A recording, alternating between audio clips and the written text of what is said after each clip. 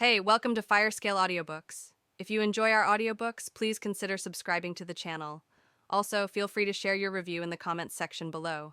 Thousands of kilometers away from the Wargrave estate, another massive castle could be seen stretching out across vast meters of land. Its walls stood tall and majestic, towering with defiance as the castle itself seemed to pierce the sky like a challenge to the heavens. This was the Silver Shade ducal household estate.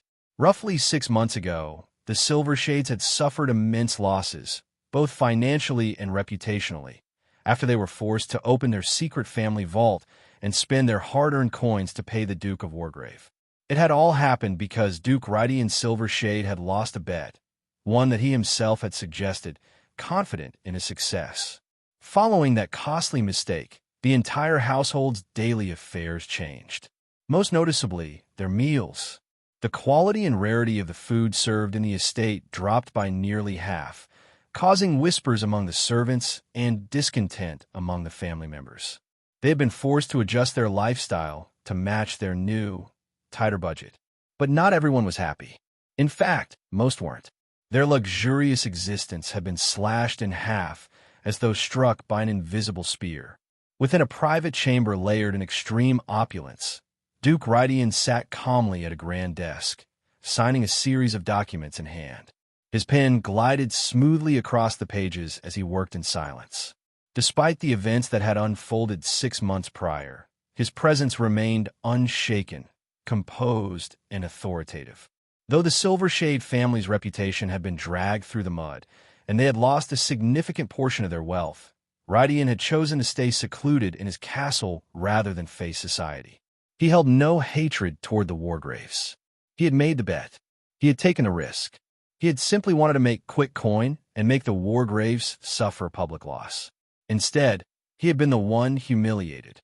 But it didn't bother him. Not truly. In the end, it was just money, and Rydian had plenty of that. As for Ryan, the one who had lost the bet for the family, Rydian had thrown him into even harsher training. He made it clear that Ryan wouldn't be leaving the training grounds until he met a certain standard, one that Rydian himself had set. Suddenly, the quiet of the chamber was broken by a sharp knock on the door. "Come in," Rydian's voice echoed, calm and commanding. The door creaked open, and a butler entered with graceful steps and composed eyes. However, before he could even offer a greeting, Rydian cut him off with a calm, even tone. "What is it?" he asked, his eyes still glued to the documents before him as his hand continued to move without pause. "The 10th Son's true awakening is set to begin in a few days," the butler replied respectfully. At those words, Rydian's pen finally paused. His gaze slowly lifted from the parchment, settling on the butler with a quiet intensity, as though he were finally granting the man his full attention. "And what am I supposed to do with that information?" Rydian asked, his voice low. "I hope you're not here to suggest I intervene." "I wouldn't dare suggest anything to the Duke," the butler replied immediately, bowing low with deep respect. "Then why are you here?" Rydian asked once again, his patience thinning. He detested unnecessary interruptions, especially while working. The butler straightened and finally delivered the reason for his presence. "The young master, Ryan, is already moving to intervene." Rydian's calm expression shifted into a sharp frown. "How stupid can that idiot possibly be?" he muttered, voice dropping into something dangerous. "Does he think the Wargrave's reputation is exaggerated? That their name is just empty noise?" He didn't need further details. He already knew what Ryan was trying to do. Likely sending assassins to strike during the true awakening, attempting to sneak a wolf into a pen of chickens. "Tell him I said to do nothing foolish, or I'll personally cut off his arm," Rydian stated coldly. "And head to whatever guild he placed the order through. Cancel it immediately. Remove all traces." "As you command, Patriarch," the butler replied, bowing once more before quickly exiting the room. As the door closed behind him, Rydian let out a long, slow sigh. Ryan wasn't the first to attempt something so foolish. It was practically tradition. During the Wargrave's infamous true awakenings, other noble families, and even the royal family at times, would attempt to interfere. Assassins would be sent. sabotage arranged, all in a desperate effort to eliminate a potential threat before it could fully bloom. But the Wargraves weren't fools. They were always prepared. Every assassin who dared to cross their lines was hunted down, their information extracted through blood and agony. A massacre would follow. No matter the size of the assassin guild, they would be wiped out that same day. And if the order had come from a noble house, that family would join them in the grave. The Wargraves were merciless, terrifyingly so. They had never once married into other noble families, forging no political bonds. This made them immune to manipulation, unbound by subtle favors or alliances and manipulations. And when all was said and done, they left no evidence, no proof, no trace, no punishment. Rydian knew that if Azarin Wargrave so much as caught a scent of Silvershade involvement, he and his estate would be leveled within minutes. They were simply too united, too disciplined, too monstrous to cross. I wonder if the boy will survive, Rydian thought, his black eyes narrowing with interest. Then, without another word, his pen began moving once more. Thousands of kilometers away from the Silvershade estate, deep within the royal palace, another man had also received word of Asher's impending true awakening. Emperor Zolthamir Lux Vanthelmore. Normally, no one outside of the Wargrave family paid much attention to these ceremonies. They were internal, private, uninteresting to outsiders. But this time they all watched. Whispers had already begun to spread. Would he survive? Or would he finally? Asher could be seen lying on his bed, the morning sun casting a warm golden ray through the window. His eyelids flickered as he finally stirred from his sleep.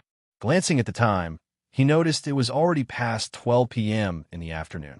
Asher sat up on the bed, stretching with a satisfied sigh, enjoying every second of it. I wonder when last I slept this long, Asher thought to himself as he jumped down from the bed. The true awakening was set to take place tomorrow, and Asher had been granted the privilege of skipping today's training at the first training ground to rest and prepare, although he still didn't fully understand what exactly he was preparing for. But regardless, he had been officially excused for the day. So, Asher simply slept until his body woke up naturally. Today, he wasn't going to do any rigorous training. Even his personal training was put on hold. Everything could wait until after the true awakening.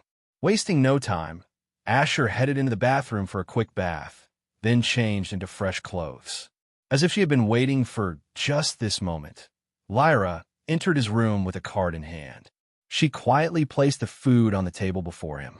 Seeing the variety and quantity of dishes in front of him, Asher raised an eyebrow. "What's the occasion?" he asked curiously. Lyra smiled gently as she responded, "Young master, your true awakening is tomorrow. I'm simply helping fill your stomach so you can gain all the energy you need." Asher glanced at her, then narrowed his eyes playfully. "Are you sure you're not just afraid I'll die tomorrow, and you're trying to overfeed me with one last meal?" Lyra chuckled softly and shook her head. "I'm sure that, as the most talented wargrave to ever exist, you'll come back alive, young master." Her tone held absolute confidence, as if the thought of failure never crossed her mind. Asher didn't know where she got that confidence from. He, the one actually participating in the true awakening, was more than a little nervous. The probability of death was real, and yet Lyra seemed completely unfazed. "We both weren't here since the inception of the Wargrave bloodline. You can't be sure I'm the most talented wargrave ever birthed," Asher said, turning his attention to the mouth-watering array of dishes. Lyra said nothing in return. She simply gave a small bow and walked out of the room, taking her place just outside his door. "Why does this feel no different than the Last Supper from my previous world?" Asher thought, his lips twitching slightly in amusement. Then he dug in. Before long, he was done. Lyra came in and cleared the dishes swiftly. Asher rose to his feet, intending to use the day to explore the Wargrave estate and possibly meet some moons. After all, he had never met any of his sisters. But just as he opened the door, he found Zarek already standing outside, hand raised mid-knock. "Even with my omni-perception, I still can't sense this man. How strong can a butler possibly be?" Asher thought as he looked at Zarek. If his eyes weren't directly on the man, he would have bypassed his omni-perception entirely, as if he didn't exist. But considering he's the Primarch's right-hand man, I suppose this level of skill is necessary, Asher reasoned. 10th son, is there something on my face? Zarek asked casually as Asher stared at him. What can I help you with, Zarek? Asher asked, ignoring the question. The Primarch demands your presence, Zarek replied before turning on his heel and walking forward.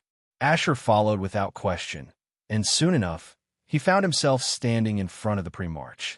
I greet the Primarch, Asher said as he bowed respectfully. Life must be really easy for you. To sleep until this time, Azarin remarked, shifting his sharp golden gaze to Asher. Asher remained silent for a brief second, thinking to himself, is he seriously complaining that I woke up late? No, Primarch, Asher replied evenly. I simply trained into the night since I wouldn't be training today.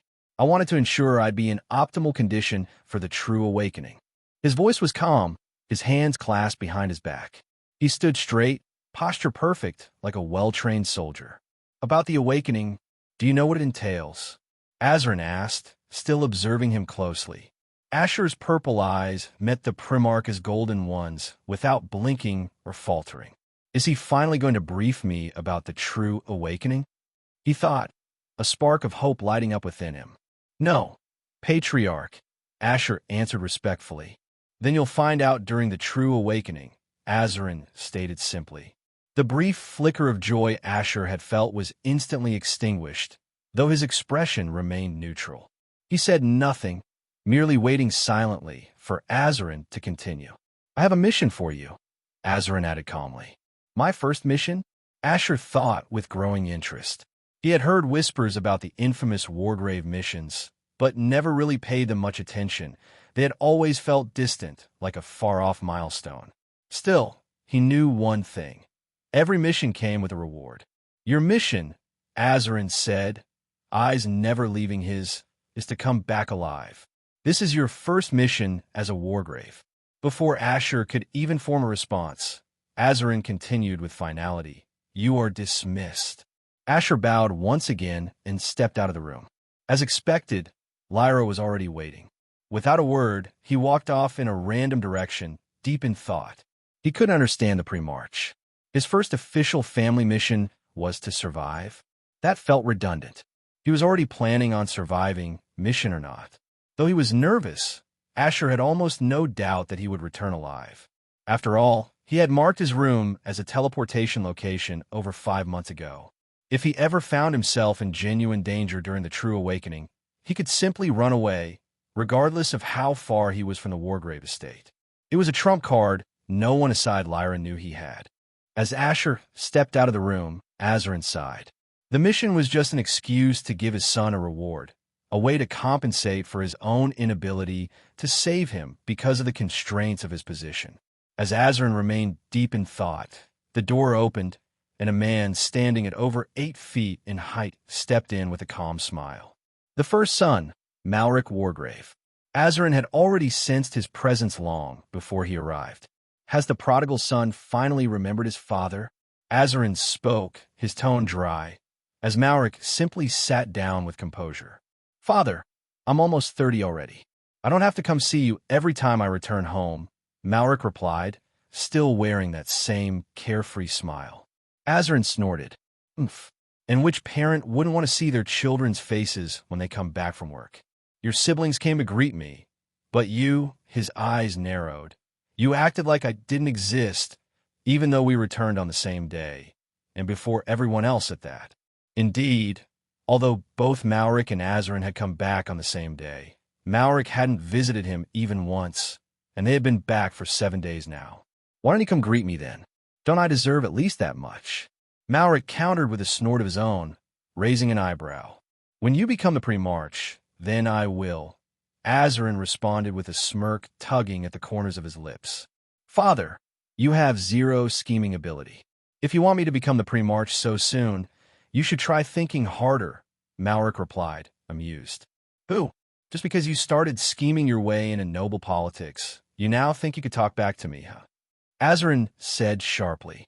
As if reacting to his mood, Ender, the ever-watchful spectral spear, appeared instantly beside him, humming with energy, ready to strike at a moment's notice. "Father, can't you just put away the spear? I'm just here as a son to visit his lovely father," Malric replied, clearly having no intention of indulging Ender in his crazed battle appetite. "Oomph. I have no son like you. You're adopted. I'll be returning you to your real parents soon." Azarin joked without missing a beat, and Ender vanished with a disappointed hum as the hope for battle faded away. Malric didn't reply. He was used to his father's antics. This was the side of the man he hid behind his iron mask, a side rarely shown to others. Malric calmly brought out a bottle of alcohol from his space ring, along with 2 glass cups, and poured it for the both of them. "How is the youngest?" Malric asked as he took a sip. "Where did you get this alcohol?" "I've never tasted anything like it before," Azarin asked as he stared curiously at the bottle, rolling it slightly in his hand. "I simply employed someone whose talent is brewing any drink better than most people," Malric replied, unbothered that Azarin hadn't answered the question he asked about Asher. "Be sure to send some of this alcohol my way then," Azarin said as he gulped the entire cup at once like it was a shot, then poured himself another without hesitation. Then a smile appeared on his face as he began to speak. "As for your brother, he simply inherited all my talent." "I thought I was the one you said inherited all your talents," Malric said with a smirk, amused. "You wish," Azarin shot back with a grunt, then began recounting everything Asher had done, right from the very beginning when he had awakened until now. Azarin listed and explained all of Asher's achievements down to the smallest detail, not missing a single one. Since Malric wasn't present during any of it, he had no idea. He had only heard of Asher defeating someone named Ryan, but when he searched his memory, he couldn't even remember who Ryan was. So, he classified him as another irrelevant character. Malric simply nodded and didn't interrupt, letting Azarin continue speaking and boasting. "If Asher is about to die tomorrow, would you intervene?" Malric suddenly asked. "I wouldn't," Azarin answered immediately, not wasting even a second to think. "Why?" Malric asked again, clearly surprised. He had expected his father to say yes. He knew just how deeply Azarin cared for Asher, how far the man was willing to go. Hearing him say no caught him off guard. "Why should I, when I know you will?" Azarin replied with a knowing smile. Malric paused. His entire train of thought seemed to halt for a second as he finally understood the meaning behind his father's answer. Has father started using his brain, or am I just that predictable these days? Malric murmured under his breath, though Azarin could hear him loud and clear. "If I couldn't use my brain, how could I have gotten over half of Silvershade's yearly earnings? That's something even you can't pull off." Azarin snorted in response. But Malric didn't reply. He believed the man was simply lucky and had played an unknown card at the right time. "I don't think the youngest will need to be saved tomorrow," Malric said with a smile forming on his lips. "And why do you think so?" Azarin asked with a calm tone as he poured himself another glass of alcohol, curious about the reasoning. "Because he is special," Malric replied, his gaze distant, his thoughts clearly drifting somewhere far from the room they sat in. "Enough talk about my last son. What about you? How are you feeling? Do you need your father's help to handle some people?" Azarin asked with mock concern. "Well, everything's good on my end. I'm just waiting for a few key pieces to fall into place before I wipe out all the Emoviry in fallen heaven," Malric replied as he swirled the alcohol in his glass, eyes sharp. "Can I come?" Azarin asked, a slight eagerness in his voice, clearly wanting a piece of the action. "Nope. It would no longer be fun for me if we had to share praise," Malric replied calmly. Azarin chuckled and nodded. His first son had always handled things on his own. When will I ever get the chance to help this brat with anything in this life? Azarin wondered, a heavy sigh forming silently in his thoughts. The discussion between father and son continued well into the evening as they waited for the next day to arrive. But they weren't the only ones waiting. Every Wargrave, Asher walked around the Wargrave estate without a particular direction in mind. He remembered the first time he had left his room after his transmigration. The sheer amount of opulence he had seen had been overwhelming. He remembered seeing the knights as they trained, although even now, he still couldn't keep up with their speed, no matter how hard he tried. Lyra walked behind him with steady, composed steps. Unlike Asher, she wasn't really bothered or anxious. She knew her young master well, perhaps better than most. She knew he could easily escape during the true awakening if he wished. She had seen him teleport to his room numerous times over the past 5 months.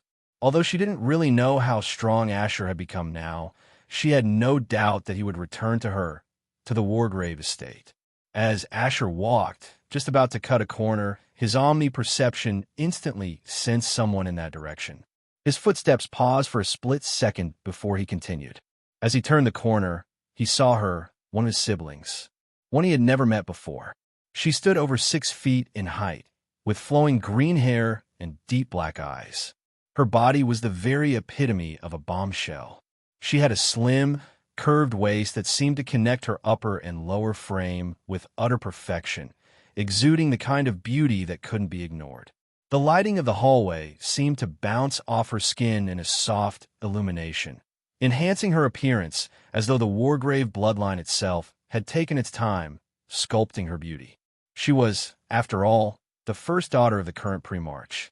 A belt hung snugly around her waist, with various types of daggers fastened to it, each one gleaming faintly.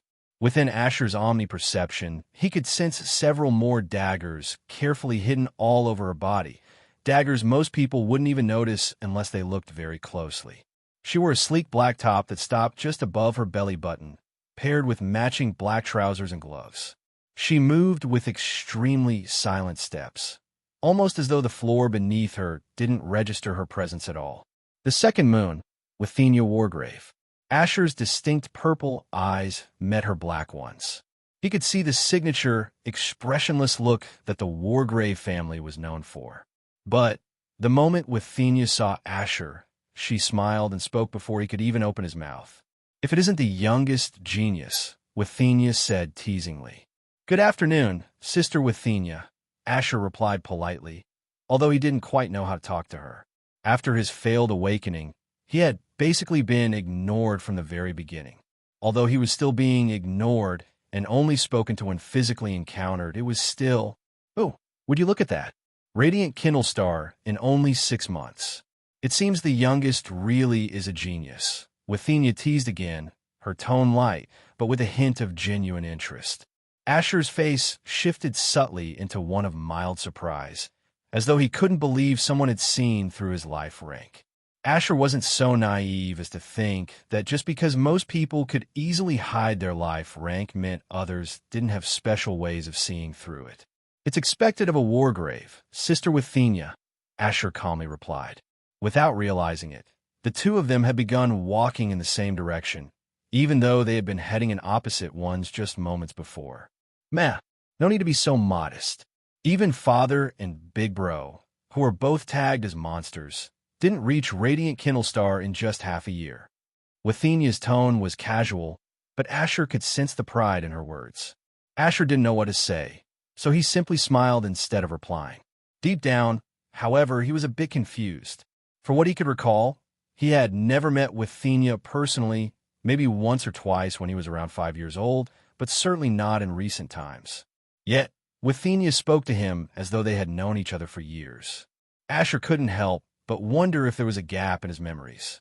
Although Asher didn't look at her directly, his omni-perception allowed him to get a clear view of her, the way she walked, the tone of her voice, the grace of her body. It was no wonder people looked at her with a mixture of admiration and desire, and why Malric had killed all of them in her name, under the justification of Big Bro. "Stop staring, Ash," Withenia said as she walked, already shortening his name. How did she know? Such perception, Asher thought, inwardly impressed. "I wasn't staring," Asher replied smoothly. "I was just thinking about how strong you are." "Oh, you want to spar with Big Sis to find out?" Withenia asked, almost as if she were excited by the idea. But Asher had no intention of getting wrecked just a day before his true awakening. "Maybe another time, Sister Withenia," he responded simply. Lyra remained a few steps behind, never speaking, never making her presence known. She simply faded into the background, yet she was always present, always alert, ready to act if her young master needed her. Within a few minutes, Withenia and Asher arrived at Asher's room. Stopping at the door, Withenia turned to him and said, "Don't die, Ash. After all, we've never lost a sibling to the true awakening." Before Asher could even give a reply, she vanished before his very eyes. What happened to walking? Can everyone just stop disappearing like that? Asher thought with a sigh. Malric had done the same thing when they had first met, disappearing in the exact same way. Asher didn't believe they were using teleportation. He simply believed their speed was just that ridiculous. Shaking his head with a soft sigh, Asher opened his door and stepped inside. Ash isn't a bad name. Has a nice ring to it. Maybe this family isn't as bad as I've been thinking it is, he mused. He had met the first son and the second moon, both of whom seemed like great people. Only the ninth son had been different, but Asher couldn't care less about that. "Lyra," Asher called out. The door opened as Lyra stepped in without hesitation. "I'll be going to bed at exactly 7 p.m. today. Prepare dinner before then," Asher instructed. Lyra simply nodded and then left as silently as she had entered. Although Asher had no intention of training today, he wasn't just going to lie around doing nothing either. He would at least stretch his body and keep himself active. And with that, he began sit-ups, push-ups, high planks, then transitioned into calisthenics to maintain fluidity and balance. Hours passed as evening slowly approached. Sweat dripped from various parts of his body. His muscles felt alive, limber, and ready to move. Asher hadn't pushed himself to the brink, as this wasn't meant to be a training session. After a quick bath, he changed into his night clothes, then sat down and ate the food Lyra had brought him. At exactly 7 p.m., he was already in bed, staring at the ceiling. Tomorrow, it will begin, Asher thought, then closed his eyes. And with that, the dream world consumed him whole. As Asher slept soundly, a cold gust of wind brushed against his skin, rousing a faint shiver. He shifted slightly, hands reaching to adjust the duvet and pull it tighter around him. Yet, midway through the motion, he froze. In the next breath, he sprang to his feet, his senses flaring as his eyes snapped open. His surroundings bled into his vision, gradually sharpening. The moon hung high in the sky, casting its silvery glow across the landscape below. Trees, grass, and endless stretches of greenery extended for kilometers, cloaked in a creeping darkness that blanketed the earth, only barely pierced by the moonlight's pale touch. A gentle white fog clung to the air, drifting silently between trees and along the ground. It moved with an eerie grace, occasionally stirred and carried by the breath of the night wind. Where am I? Asher wondered, his mind spinning. He had gone to bed at exactly 7 p.m., yet now he stood here in an unfamiliar place. He had no memory of being moved, no recollection of when or how it had happened. The true awakening. He didn't need to guess. He already understood. No assassin could have infiltrated the Wargrave estate, not while the entire family was present. And even if some assassin with an overpowered ability had managed to slip through their defenses, they wouldn't have wasted time relocating him. They would have killed him where he lay, not left him in the middle of forest. Zarek, or someone else?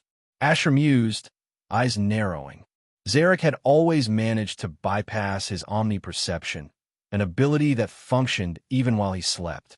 But that didn't necessarily mean Zarek was the only one capable of slipping past it. Perhaps others could as well, and simply never care to bother. System. What time is it? Asher asked silently. Ding. 12:02 a.m. Asher frowned. That wasn't quite right. He was convinced the Wargrave estate had initiated the true awakening precisely at midnight. 2 minutes difference. Does that mean I'm only 2 minutes away from the estate? He speculated, but quickly dismissed the idea. With individuals like the first sun and second moon, whose speed defied comprehension, distance became meaningless. Who could say how many kilometers they could cross in the span of a single breath? System, where am I? Asher asked inwardly. Ding. The system is not a map, and therefore cannot determine your location. The system is already doing more than enough functioning as your personal alarm and clock. Asher read the notification without the slightest hint of surprise. From the moment he had woken until now, not even a full minute had passed. His thought process operated at such a rapid pace.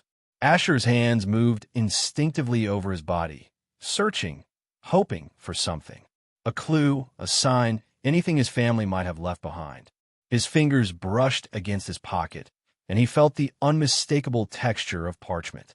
Retrieving it at once, he unfolded and read the brief message.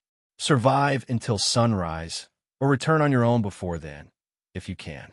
No guidance, no aid, just a challenge masked as a test. Sunrise, which typically broke around 6:30 a.m., was now his silent deadline. System, set an alarm for 6:30 a.m. Asher commanded mentally. Ding.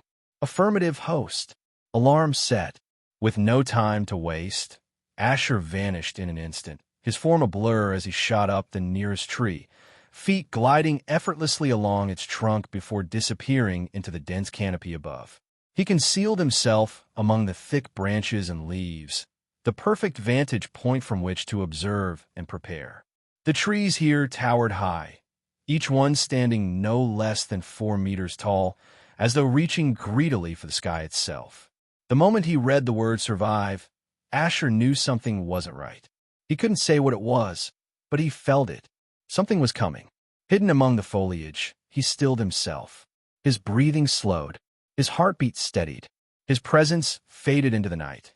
Yet every muscle in his body remained coiled, taut with readiness. He was a phantom in the trees, poised to strike or vanish at the first sign of danger. Asher's senses flared. Something had entered the edge of his omniperception. He didn't hesitate. There was no time to think, only to act. Virilis flashed into existence in his hand, its edge gleaming with lethal purpose. In the same instant, Asher turned, his body already in motion. With one swift, fluid strike, the blade streaked forward, and a head was severed cleanly from its body. A spray of green blood arced through the air as a massive, 3-meter-long serpent collapsed lifelessly across the branches. Asher didn't linger. He launched himself forward, leaping from one tree to the next, gliding between branches and shadows like a creature born of the forest. Only once he had put distance between himself and the kill did he settle into another high perch, shrouded once more by leaves and silence. Then he vanished again into stillness, watching, waiting. He was certain the scent of blood from the slain serpent would draw more monsters to the area. But Asher hadn't come to fight. His only goal was to survive until sunrise. Though he possessed the means to teleport back to the safety of his room and end it all, he refrained. Something deeper compelled him, the desire to witness the true awakening for himself. With Virilis hovering silently behind him, Asher lowered into a crouch, his presence dissolving into the bark and shadows of the tree, as though he had become one with the forest itself. Suddenly, a long, slender projectile sliced through the air with a sharp whistle, hurtling toward his position with deadly precision. "I've been made," Asher thought. He didn't flinch. In a flash, his rapier flickered into motion, effortlessly deflecting the arrow. But, boom, the air shattered with a thunderous explosion. The arrow detonated on impact, obliterating the tree he had been concealed within. Bark splintered into twigs, and leaves ignited midair, swirling backward under the force of the blast. The sheer impact hurled Asher through the forest like a torn kite. His body crashed into another tree with bone-rattling force, before plummeting from several meters above. Yet, like a spectral feline, Asher twisted mid-fall and landed lightly on his feet. Without pause, he shifted into motion as he pushed forward, his senses flaring, eyes scanning the smoke and flame, searching for the one who had fired the arrow. The acrid scent of burnt flesh clung to him as wisps of smoke curled from his battered frame. Blood trickled from countless wounds that marred his body, while his clothes, face, and hair bore the scorch marks of the explosion, charred, torn, and blackened. With a single strike, Asher Wargrave. Although Asher understood that the true awakening was a trial of survival, he had no intention of spending the entire duration in retreat. Constantly fleeing for 6 hours would leave him on the defensive, offering no tactical advantage, a risk far too great to ignore. With that thought, the moment his feet touched the ground, he propelled himself forward, slicing through the air as his form surged in the direction from which the arrow had been fired. His eyes narrowed, and his senses sharpened, scanning through the swirling smoke and lingering flames from the explosion. Though darkness veiled the entire forest, Asher saw everything within his omni-perception with crystal clarity, each detail illuminated as if under the midday sun. Beyond the bounds of his omni-perception, his vision subtly adjusted to the shadows, adapting seamlessly to the natural gloom. Pain flared violently from his wound, a searing explosion across his nerves, but Asher paid it no mind. His focus had narrowed to a singular, all-consuming intent: kill. Within the range of his omni-perception, 2 figures emerged. One, a nimble archer, was already vaulting toward another tree. The other surged forward, daggers gleaming in hand, closing the distance with deadly intent. Assassins, Asher thought coldly. As the dagger-wielding assassin lunged forward, his blade snapped toward Asher's eyes, gleaming with murderous intent. But Asher merely sidestepped, effortlessly slipping past the strike.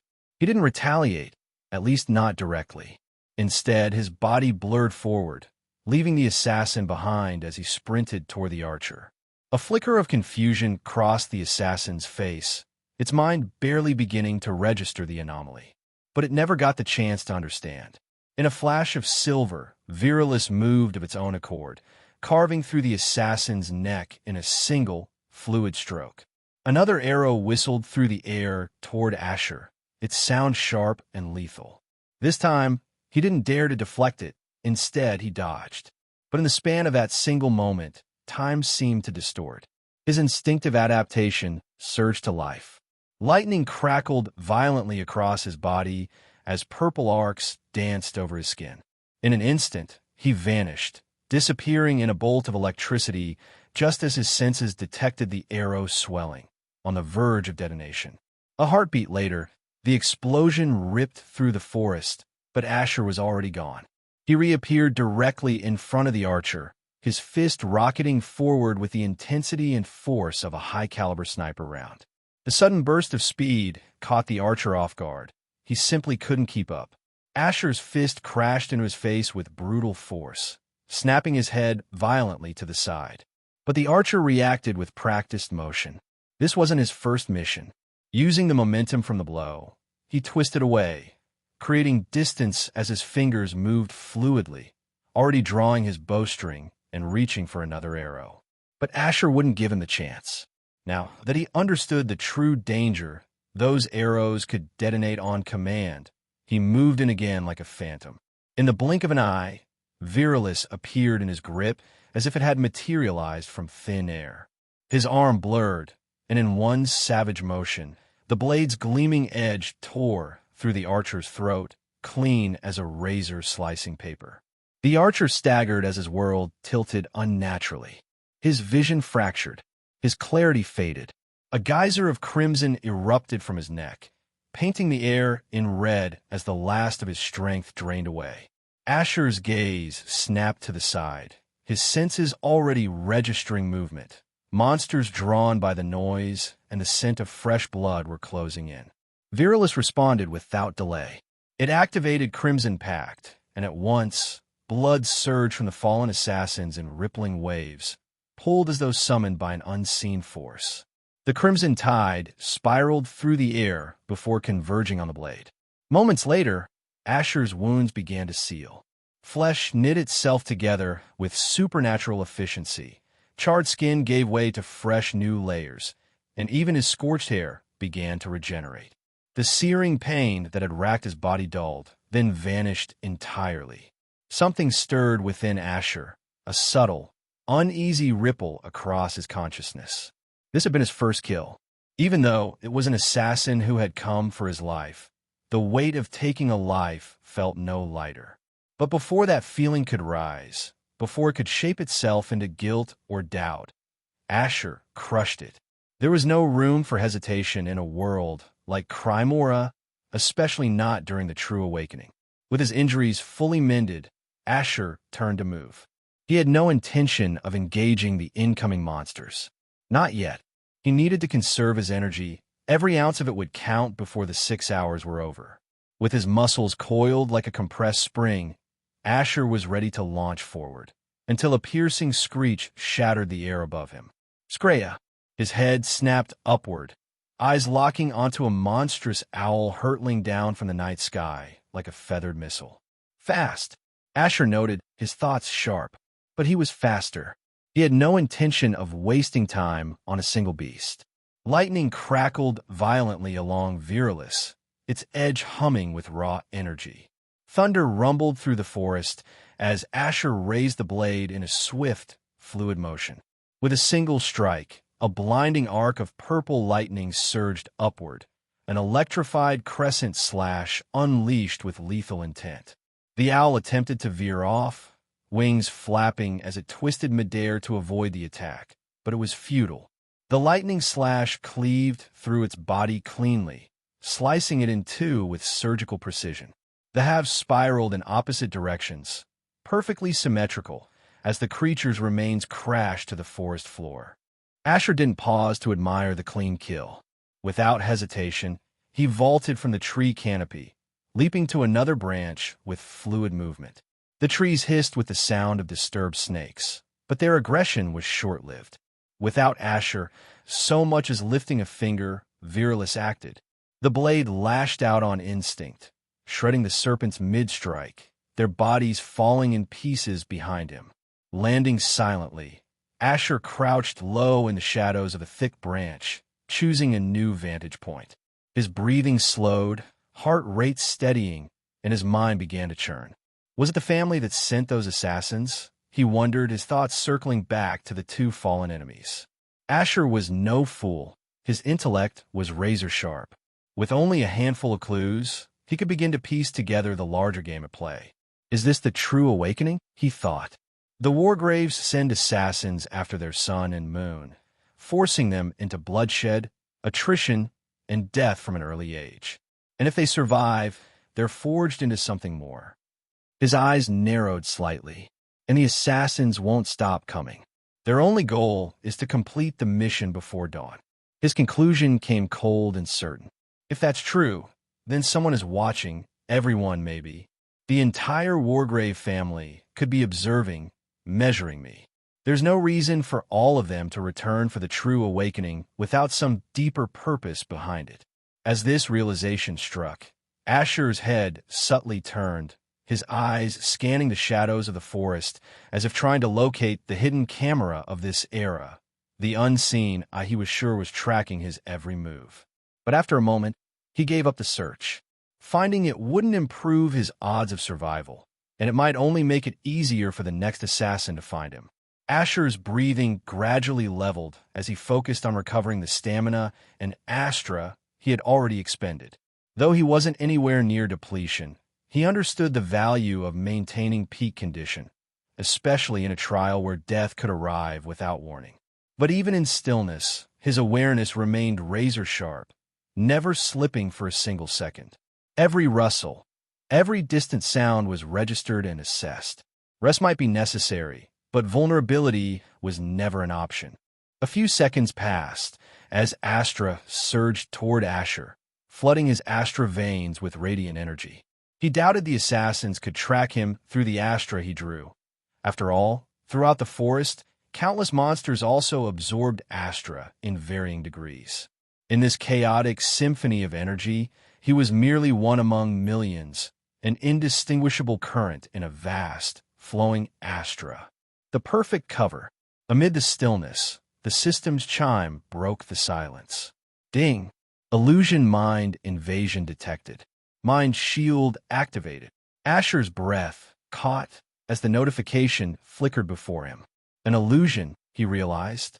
Not even a minute had passed since he concealed himself, yet he had already been discovered. Just like before, with the arrow, he had barely hidden for a few seconds before being exposed. Though the system warned him of the illusion, Asher remained motionless. He didn't react. Instead, he stood still, his body slack, eyes distant, like a man truly caught within the illusion's grasp. Within moments, another assassin emerged atop the tree. She didn't hesitate. Every passing second was an opportunity for her target to shatter the illusion. Closing the distance in a swift, silent dash, the bracers on her forearms shifted with a faint metallic whisper as twin hidden blades extended downward. Their sleek edges glinted beneath the moon's silver light. Without pause, she swept her arms in a crossing arc, aiming to sever Asher's throat with a meticulous twin-blade strike. But before her blades could so much as graze Asher, Virilis materialized in a blur of light and shadow, flashing in a single, merciless movement. The assassin's breath caught as a searing pain exploded through her arms. Both forearms fell, severed cleanly at the wrist. Blood erupted in twin arcs, painting the air in crimson. Her mouth opened to scream, but before sound could escape, Asher was already behind her. His hand clamped around her neck like iron. With a sharp, brutal twist, a sickening crack echoed through the stillness of the night, and the light in her eyes vanished into the void. A faint whistle cut through the air, a sound only sharpened senses could catch. It struck Asher's ears like a warning bell.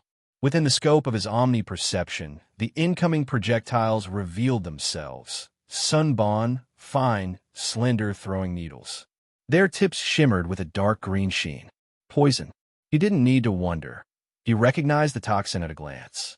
Without a command, Virilis flashed behind him. Its form twisted midair, transforming into a silver streak that danced across the canopy. Ding, ding, ding, ding, ding, ding. The sound rang out in rapid succession, like a deadly melody echoing through the treetops, as Virilis effortlessly deflected every sunborn in a flawless arc. This was Asher's way of conserving stamina. Trivial threats like this, or even the silent death of the first assassin, were well within Virilis's capabilities. There was no need for him to lift a finger. Suddenly, Asher's instinctive adaptation flared to life. In an instant, his body vanished from the tree branch and reappeared atop another. But he was too late. Pain erupted at his heel, sharp and burning. His eyes flicked toward the branch he had just vacated, and there he saw it, a hand retreating into the ground, a blood-stained dagger gripped tightly in its grasp. Asher's expression darkened. He knew it. The earth below his feet was the blind spot of his omni-perception. It couldn't penetrate beneath the surface. Although he'd sensed the dagger's hilt just as it broke through the soil, the reaction window had been too narrow. Dodging without injury had been impossible. The strike had been accurate, aimed at his Achilles tendon, a calculated attempt to cripple his movement. But it was futile. Even before the blood had time to trail down his skin, the wound closed in an instant, sealing shut as if it had never been there. His foot whole once more. Virilis, his soul-bound weapon, didn't need to be in hand to heal him. It mended his wounds from anywhere, its will intertwined with his own. Asher dropped from the tree in a fluid motion. The moment his feet touched the ground, he felt it, the sudden emergence of heat. What had been a calm, eerie air turned blistering in an instant, and then it spiked violently. His purple eyes snapped toward the source. A roaring wave of fire surged toward him, devouring everything in its path. But Asher didn't flinch. He didn't wait for the inferno to reach him. Instead, he charged toward it. Just as his body launched forward, purple lightning crackled to life around him, encasing his entire frame in a violent lightning storm. Without hesitation, he plunged headfirst into the oncoming blaze. No fear, no pause, only motion. The searing heat crashed against the skin, but he felt nothing. The lightning cloaking his body repelled the flames, shielding him as he tore through the inferno with unrelenting force. He burst from the other side, steam trailing behind him as the lightning veil dissipated. His gaze, those vivid purple eyes, locked onto the assassin standing just ahead, frozen in disbelief. The man hadn't expected him to charge through the fire. The shock on his face said it all. But Asher wasn't here to marvel at his reaction. Lightning arced across his arm, dancing wildly across his skin as he closed the distance in a heartbeat. Then a wet, ripping sound. Asher's hand punched clean through the assassin's chest. Flesh gave way like molten butter, sizzling and parting around the crackling energy. His arm erupted out of the man's back, fist clenched around a still-beating heart. The air split again with sharp whistles as more needles tore toward him. From all directions, arrows followed, raining down in unison. They converged upon him like a collapsing dome, each projectile seeking to pierce and tear, as if to reduce him to a ragged heap riddled with holes. Feeling the threat swarm in, Asher's hand tightened. The heart in his grasp was crushed. Without hesitation, he seized the lifeless assassin by the collar and hurled the body toward one of the incoming volleys.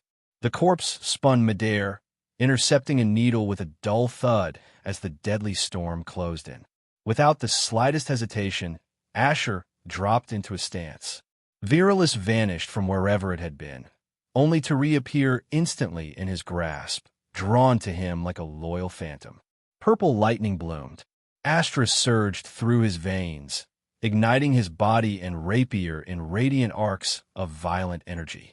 The air trembled around him. The assassins, sensing what was coming, leapt backward in instinctive panic, desperate to escape the surge they could feel gathering.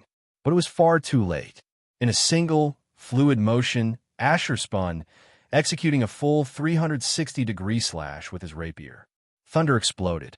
The air ruptured with an ear-splitting boom as a massive ring of purple lightning, shaped like a spinning blade, erupted outward in a storming wave of destruction. The wave consumed everything. Arrows and needles disintegrated midair, reduced to nothing within the blinding surge. Trees were cleaved apart like twigs, the ground erupted with concussive force, and lightning danced wildly, tearing, coiling, devouring everything in its path. The assassins didn't stand a chance. The moment the wave reached them, they were engulfed.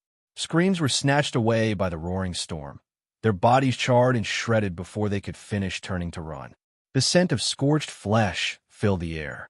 Where once there had been coordinated killers and towering trees, now only smoldering corpses and broken earth remained, littered across a battlefield baptized in lightning.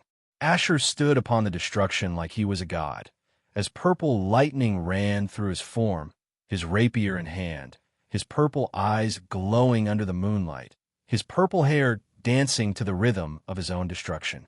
Within the Wargrave estate, in a particular hall, chairs stretched out as every member of the family gathered to watch the 10th son's true awakening. The true awakening was a ceremony where the Wargraves revealed the true nature of the world to their descendants just 6 months after their initial awakening. They were thrown into a battlefield at an unknown time and told to survive while the rest of the family watched from afar. During the true awakening, many Wargraves had died. The Wargraves watched them perish without moving a finger to save anyone due to family tradition and law. And it was the same here. If Asher Wargrave was about to fall, no one would make a move to save him from not overcoming his reality. Within the hall, not a single aura dared to flare or fold the air in the presence of the Primarch. On a table in front of everyone, a blue orb could be seen resting as it shone brightly. Various heads-up displays popped up in front of everyone gathered. They all watched Asher instantly jump to his feet and retrieve the parchment from his pocket just a second after waking up. They saw him scale a tree immediately after that and hide, and then they saw him tank an explosion from an arrow. They had expected him to make a run for at the moment he jumped down from the tree. After all, the parchment said survive. But no, he had taken a different route by attacking instead. This singular decision earned a lot of approval from all the Wargraves. This was their way of combat. They never ran or hid. Although in this moment, one could hide, set up ambushes, and lay traps due to the situation, they still loved how the 10th son handled things. Although they were wargraves, it didn't mean they were all muscles and no brains all the time. They were all muscles and no brains only when the situation required it. And this situation required some brains. They watched him cleave an owl into perfect, symmetrical halves with just a swing of his rapier. They watched as Virilis moved without her master, instantly decapitating the first dagger assassin, then wiping out various snake monsters, deflecting throwing needles coated in poison, single-handedly holding her own against some assassins while also healing her master. If Asher wasn't such a genius, Virilis would have been the star of the show. She must have waited for this very moment to fight for her master. At this moment, some wargraves already had soft smiles on their faces as they watched Asher. This was the wargrave way. No panic, no questions, no hesitation. Just pure action, just pure massacre, just pure bloodbath. The three great elders sat in calm silence, their gazes locked onto the display in front of them. The librarian, named More Than Wargrave, who was the first great elder Asher had ever met, spoke. It seems the 10th son has been hiding quite deeply. He loved the way Asher moved, and a smile appeared on his face. Indeed, we didn't pay attention to him due to awakening on his third try, and he turns out to be a bigger monster. Casimir Wargrave, the second great elder, added. It also seems the 10th son has inherited Lily's talent for the rapier. Belmira Wargrave, the third great elder, added from the side. Many of those in the room nodded. They couldn't deny Asher's talent. They simply hadn't paid any attention to him because of his third awakening.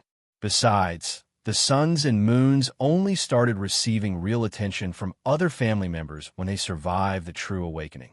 At least now we know the ability of his rapier, but I wonder if he could heal other people with it besides himself.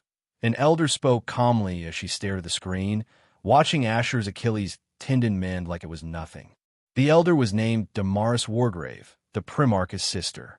Everyone within the room nodded, as healing abilities were always welcomed anywhere. And if it was something that could heal others, not just the wielder, even better. The rapier also seems to protect the youngest against illusion. Withenia Wargrave spoke with a smile, her legs crossed over the other, her black eyes fixed on her brother, who battled for his life. But not only that, maybe it could also protect him from other types of mind abilities and skills, and not just illusions, Malric Wargrave added from the side.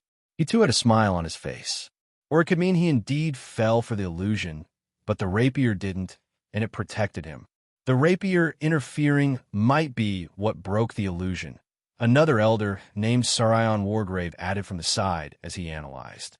That could also be true, Malric replied with a nod as they dissected everything Asher displayed, down to its lowest form. As they watched him dive headfirst into a fire wave coming from the side, grins spread across almost every face present. They watched as he coated himself in purple lightning before tearing out the heart of an assassin, then proceeded to unleash a sword attack. They weren't surprised by his lightning element. Although every wargrave awakened an element, it wasn't unique to them. Other people had awakened such elements in the family's past, and others in the world also possessed the same elements. Asher wasn't the only lightning wielder in the world, but just because a group of people had the same element didn't mean they all possessed the same control and pure firepower. At the center of the room, Azarin sat with calm composure. This wasn't the first time he was watching the true awakening. He had watched his siblings, the elders, go through their true awakening. He had watched his 9 children go through the same process, and now he was watching the 10th son do the same. Although he loved Asher and wanted to protect him, Azarin would never coddle him. He wouldn't stop events like the true awakening. The wargraves were beings molded in battle, and he would watch his son be molded and come out on top. He wasn't worried about Asher losing a limb and being unable to regenerate it. People with healing abilities were already on standby.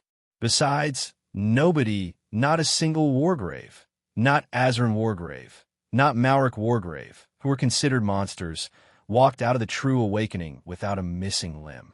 Missing limbs or body parts like eyes, ears, and others were the norm within the true awakening. After all, A 15-year-old child without any real battle experience was thrust into a forest filled with wild, savage beasts and a group of assassins who would stop at nothing to claim his head. To the Wargraves, survival was never about luck. It was about instinct, strength, decisiveness, and the will to live, even if it meant tearing through blood, limbs, and death itself. And at this moment, in this hall filled with silence and subtle grins, one thing became clear. The 10th sun was shining far brighter than they ever expected, and they fucking loved every bit of it. At the back, Thaurik Wargrave sat as he watched in disbelief. He had expected Asher to be nothing but trash, but now, his hope had been dashed once more, just like when he believed Asher would fail his awakening yet again. But he couldn't speak. After all, he was the weakest within this group of monsters in human skin. Asher stood with composed stillness, his gaze sweeping over the devastation he had unleashed. His eyes moved swiftly, examining each fallen assassin ensnared within the radius of his attack. None had survived. Without another glance, he began to turn. He couldn't afford to remain here any longer. He needed to move. But the moment his head shifted, a massive claw tore through his vision with terrifying speed. Before thought could intervene, Asher's body responded instinctively. Instinctive adaptation ignited once more. His spine arched fluidly, bending backward until his body aligned parallel to the earth beneath him. The wind screamed as the claw cleaved through the space where his head had just been, the deafening rush slamming against Asher's eardrums. He didn't hesitate. Even before the echo had faded, Astra surged to his feet, and his figure blurred, vanishing from the spot as he widened the distance between himself and whatever had just tried to take his head. His head snapped forward, eyes locking onto the very spot he had occupied mere seconds ago. His omni-perception hadn't sensed a thing. If he hadn't turned at that exact moment, hadn't reacted purely on instinct, his skull would have been split open and his brain torn from his body. It was a sleek, obsidian panther, tall, menacing, and unnaturally still. Its tail swayed with an eerie calm, curling through the air in slow, deliberate motions. Darkness clung to its form like a second skin, as though the very shadows of the forest bent to cradle it.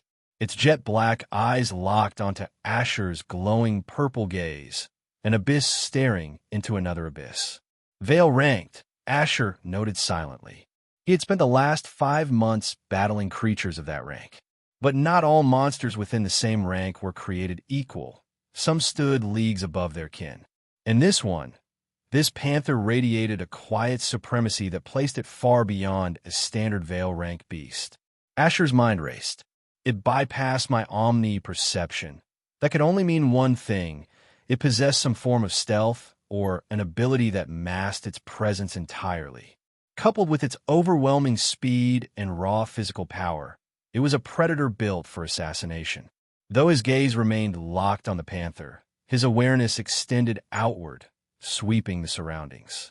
He didn't believe for a second that the assassins were finished, not simply because a few had fallen. He had been spotted effortlessly, twice, mere seconds after concealing himself. That wasn't coincidence. Asher had already drawn a grim conclusion. He'd been marked. By what? He couldn't say, but something clung to him, revealing his position to his pursuers like a beacon in the dark. Asher didn't waste time searching for the source. He already knew. It was the Wargraves. Of course it was. They wouldn't simply allow the suns and moons to hide and wait out the 6 hours. That would defeat the very essence of the true awakening. He understood the assassins' next move before they even made it. They would stay hidden, patient, and calculating.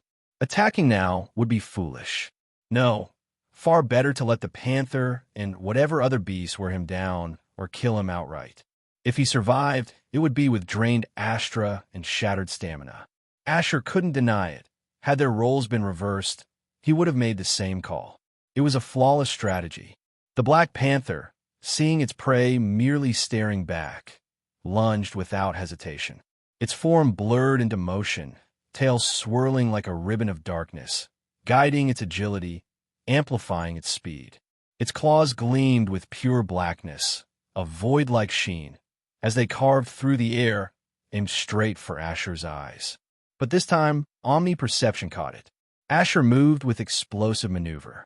Astra surged beneath his feet, launching him forward like a bolt unchained. His muscles coiled, his instincts sharpened, and in his grip, Virilis shimmered with anticipation, as if thirsting for blood once more. With a thunderous crash, Virilis met Claw. Sparks erupted in a brilliant flare, only to be swallowed whole by the surrounding darkness, devoured as if the abyss itself had opened to consume the light. The soil beneath Asher's feet exploded backward as he launched himself forward, colliding with the panther in a relentless exchange of rapid, razor-precise strikes. Claws and paws came from every direction, but Asher met each one with composed grace, his movements fluid, measured chaos met with calm mastery. Yet he knew he couldn't afford to drag this out. There were more enemies lurking beyond the treeline, watching. He could feel their eyes like talons in the dark, waiting to strike the moment he faltered. Crackling lightning surged across his frame, wrapping him in electric fury as he lunged to deliver a decisive blow.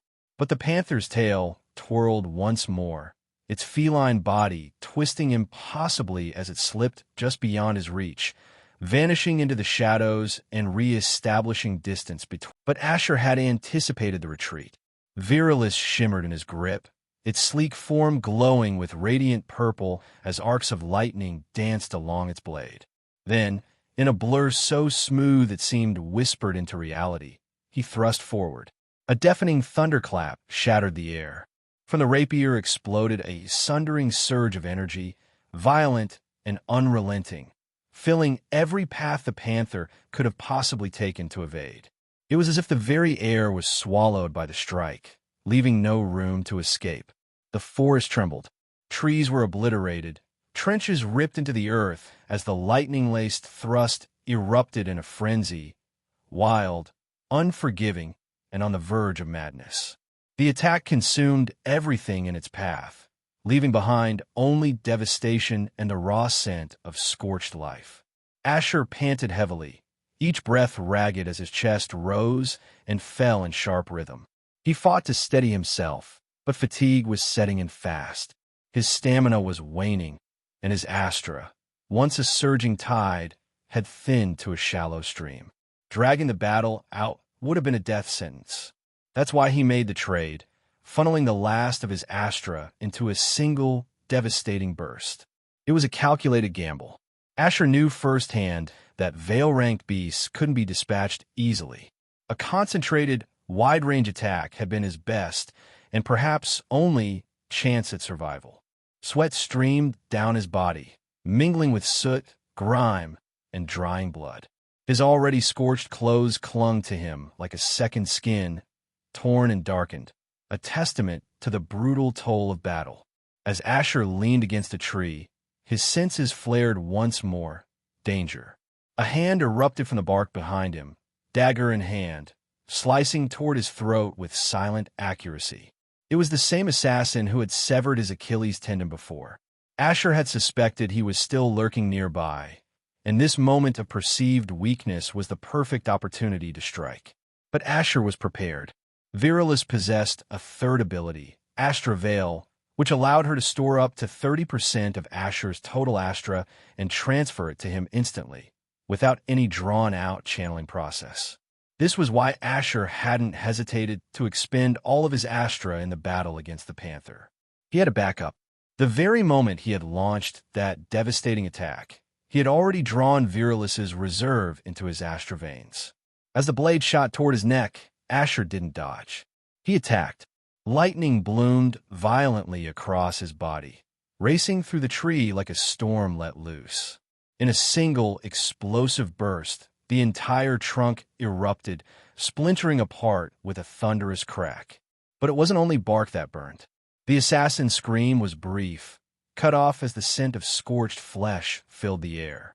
A heavy thud followed as his charred body crashed to the ground, lifeless. Asher exhaled, and the lightning calamity vanished under the control. Leaning against the tree had never been a moment of weakness. it was a trap, a calculated lure meant to funnel the assassin into a singular path, the tree itself. With nowhere else to strike from, the assassin had played directly into Asher's hand, and the plan had worked flawlessly. Asher remained motionless, his gaze fixed ahead as his breathing gradually steadied.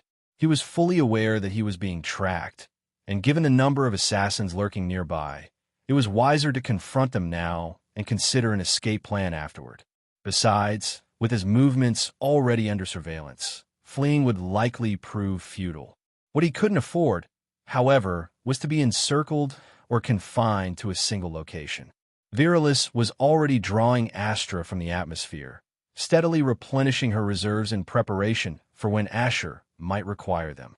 Meanwhile, Asher's own Astra was recovering passively. Though he had discovered a method to absorb Astra without needing to assume a fixed posture, like the traditional lotus position, it didn't grant him the freedom to draw it under any circumstance. No, the passive intake only functioned during mundane activities such as walking, eating, reading, sitting, or light jogging. Certainly not while engaged in a life-or-death battle. As Asher waited for the assassins to make their move, he used the brief lull to recover his stamina. Then he heard a sound. A clap, clap, clap, clap, clap, clap, clap. His gaze shifted toward the source of the noise, and from the darkness, 5 figures emerged, each wearing a distinct mask that concealed their identity. The one who had been clapping stepped forward, eyes fixed on Asher. His voice carried a mix of amusement and intrigue. I must admit, the Wargrave bloodline truly defies reason. Not even the mediocrity of a third awakening could restrain it. Asher remained silent. He offered no reply. Though he wasn't into villainous monologues and was the type to end things swiftly through combat, he knew better than to waste the opportunity. Every second of stillness allowed his body to recover just a little more. I'd heard rumors, the assassin continued, his tone both mocking and impressed. They said you defeated the son of Duke Rydian Silver Shade, but I still expected mediocrity. And yet, here you are, cutting down trained assassins as if they were nothing. Truly remarkable. He took a step closer, voice now laced with quiet arrogance. I accepted this contract for the prestige it would bring. After all, slaying a Wargrave would do wonders for my reputation. And you've already burned through all your Astra on that panther, and whatever faint remnants remained were spent on the last assassin. The man drew a blade, its edge glinting faintly in the darkness. So, 10th son, Asher Wargrave, do us all a favor and surrender your head before sunrise. After all, this place will be your grave. Of course, the assassin had no idea that Asher had already replenished 30% of his Astra reserves. Without a specialized ability, it was impossible to perceive the quantity of Astra flowing through someone's Astra veins. Asher remained still, eyes fixed ahead as the assassins prepared to strike. Traditionally, assassins were meant to be silent, ghosts in the dark who struck without warning or presence. But these ones were arrogant. System, Asher called out mentally. How much time has passed? Ding. 1 hour and 30 minutes. 5 more hours, Asher thought silently, his expression unreadable. 4 assassins surged forward without hesitation, weapons drawn, their movements swift and deadly as they closed in on Asher. He reacted instantly, his figure blurring as he darted backward, covering several meters in the blink of an eye. But to his frustration, the assassins matched his pace with unnerving ease. Suddenly, a serpentine shape entered his omniperception, slithering through the air with lethal intent. It lunged at his neck like a viper striking from the shadows. A whip, Asher registered at once. Without hesitation, he raised Virilis to intercept, his hand already in motion. But the whip twisted around the weapon like a living vine, tightening its grip. In the next breath, the assassin yanked viciously, and Virilis was torn from Asher's grasp. But Asher didn't flinch. There was no time to retrieve his weapon. A heavy axe was already descending toward his head. He had no choice but to retreat. With a sharp swish, the axe tore through the air and slammed into the ground, carving a jagged trench several meters long in its wake. Before he could recover, a dagger came sweeping in from the side. Asher reacted instantly, his hand shot out, seizing the assassin's wrist mid-strike. In the same motion, his other hand snapped forward like a bullet, driving upward toward the assassin's chin with brutal force. But the assassin deftly snapped her head to the side, evading the strike with fluid movement. A second dagger materialized in her other hand, thrusting forward like a fong aimed directly at Asher's gut. He immediately released her wrist and twisted away, but the assassin was already one step ahead, anticipating his movement. She closed the gap in an instant, twin daggers flashing as they streaked toward his head. In a brilliant streak of silver, Virilis reappeared in Asher's grip. He raised it to block, but as the weapons were about to clash, something went wrong. The daggers passed straight through his rapier, as though it were made of mist, not metal. And then, with a sickening, flesh-ripping sound, the blade sliced into his chest, tearing through skin and muscle like a linellum through parchment. Asher's eyes widened in shock as searing pain erupted through his chest, his nervous system lighting up in a storm of agony. Blood burst from the wound in a crimson spray, painting the air around him. Before Virilis could even begin to draw blood for its regenerative effect, a sharp, distinct sound tore through the air twice from opposing directions. His body moved before his mind could catch up. Instinctive adaptation ignited once more, his reflexes prioritizing the deadliest threat. His arm snapped forward, Virilis raised in a desperate attempt to block. But his stamina was all but gone. His strength had been drained to the dregs. Even if he pushed his body further using astral augmentation, it would change nothing, as his enemies could still match his speed effortlessly without doing the same. The hammer crashed against Virilis with the force of a thunderclap, the sound of shattering air reverberating through the forest. A tremendous shock wave tore through Asher's body, his frame buckling beneath the sheer, monstrous impact. Inertia seized him instantly, hurling him sideways like a rag doll. But before he had even crossed a full meter, the second strike landed. A deafening crack rang out as a whip lashed forward with brutal impact, slamming directly into his already wounded chest. The impact detonated through his torso, launching him backward in a violent arc. His body collided with trees, ricocheting from one trunk to another like a broken projectile before finally crashing to the ground, his momentum carving a deep trench through the earth as he skidded to a brutal halt. Asher refused to let the pain cloud his focus. Virilis responded instantly, drawing what little blood remained from the slain assassins nearby. His wounds began to mend, flesh stitching itself back together in slow, painful increments. But not all of them closed.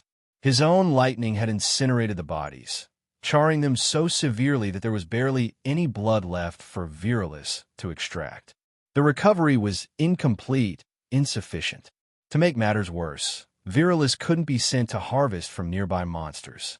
He needed her here, by his side, ready for whatever came next. The assassins could only watch in stunned silence as the blood of their fallen comrades was drawn toward the rapier in Asher's hand. The unnatural sight sent a ripple of unease through them, and without hesitation, they instinctively stepped back. They didn't understand what was happening, but they knew better than to remain too close. Every Wargrave soul weapon was said to possess at least one formidable ability. Until now, Asher's rapier had shown none, something they had noted and waited for. Now that it had revealed its ability, their instincts shifted immediately into caution. As they continued to observe, the assassins noticed something unsettling. Some of the bruises Asher had sustained from crashing against trees and stones were slowly fading, the skin mending itself before their eyes. Then it clicked. The 10th son could heal his injuries. Yet none of them moved. They simply watched, faint smirks curling on their lips, like predators indulging in the final struggles of wounded prey. But then, the healing came to an abrupt halt. The rapier ceased, drawing in blood. In that instant, realization struck them like lightning. The blood supply was exhausted. and with it, the weapon's healing ability. Their smiles widened, not with amusement, but with cruel understanding. The 10th son was no longer regenerating. I must admit, this was unexpected, or perhaps exactly what one should expect from a wargrave. The assassin who had spoken earlier remarked, his tone calm, yet laced with intrigue. A soul weapon with healing capabilities? How rare? But even such ability comes with limitations, it seems. This assassin, clearly the leader of the group, had yet to make a single move. He remained at the edge of the battlefield, arms crossed, watching with a detached patience as the other four executed the assault. It appears your rapier requires a source, blood, for its healing to function. And without it, he paused, offering a slight shake of his head, a mockery of regret. What a pity! Yet despite his condescension, he made no move to advance. His caution was deliberate, controlled.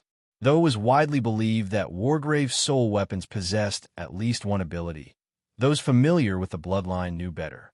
As a lineage of monsters, their soul weapons bore a minimum of two, one often concealed until the moment it was truly needed. That was why the assassin leader had remained at a distance.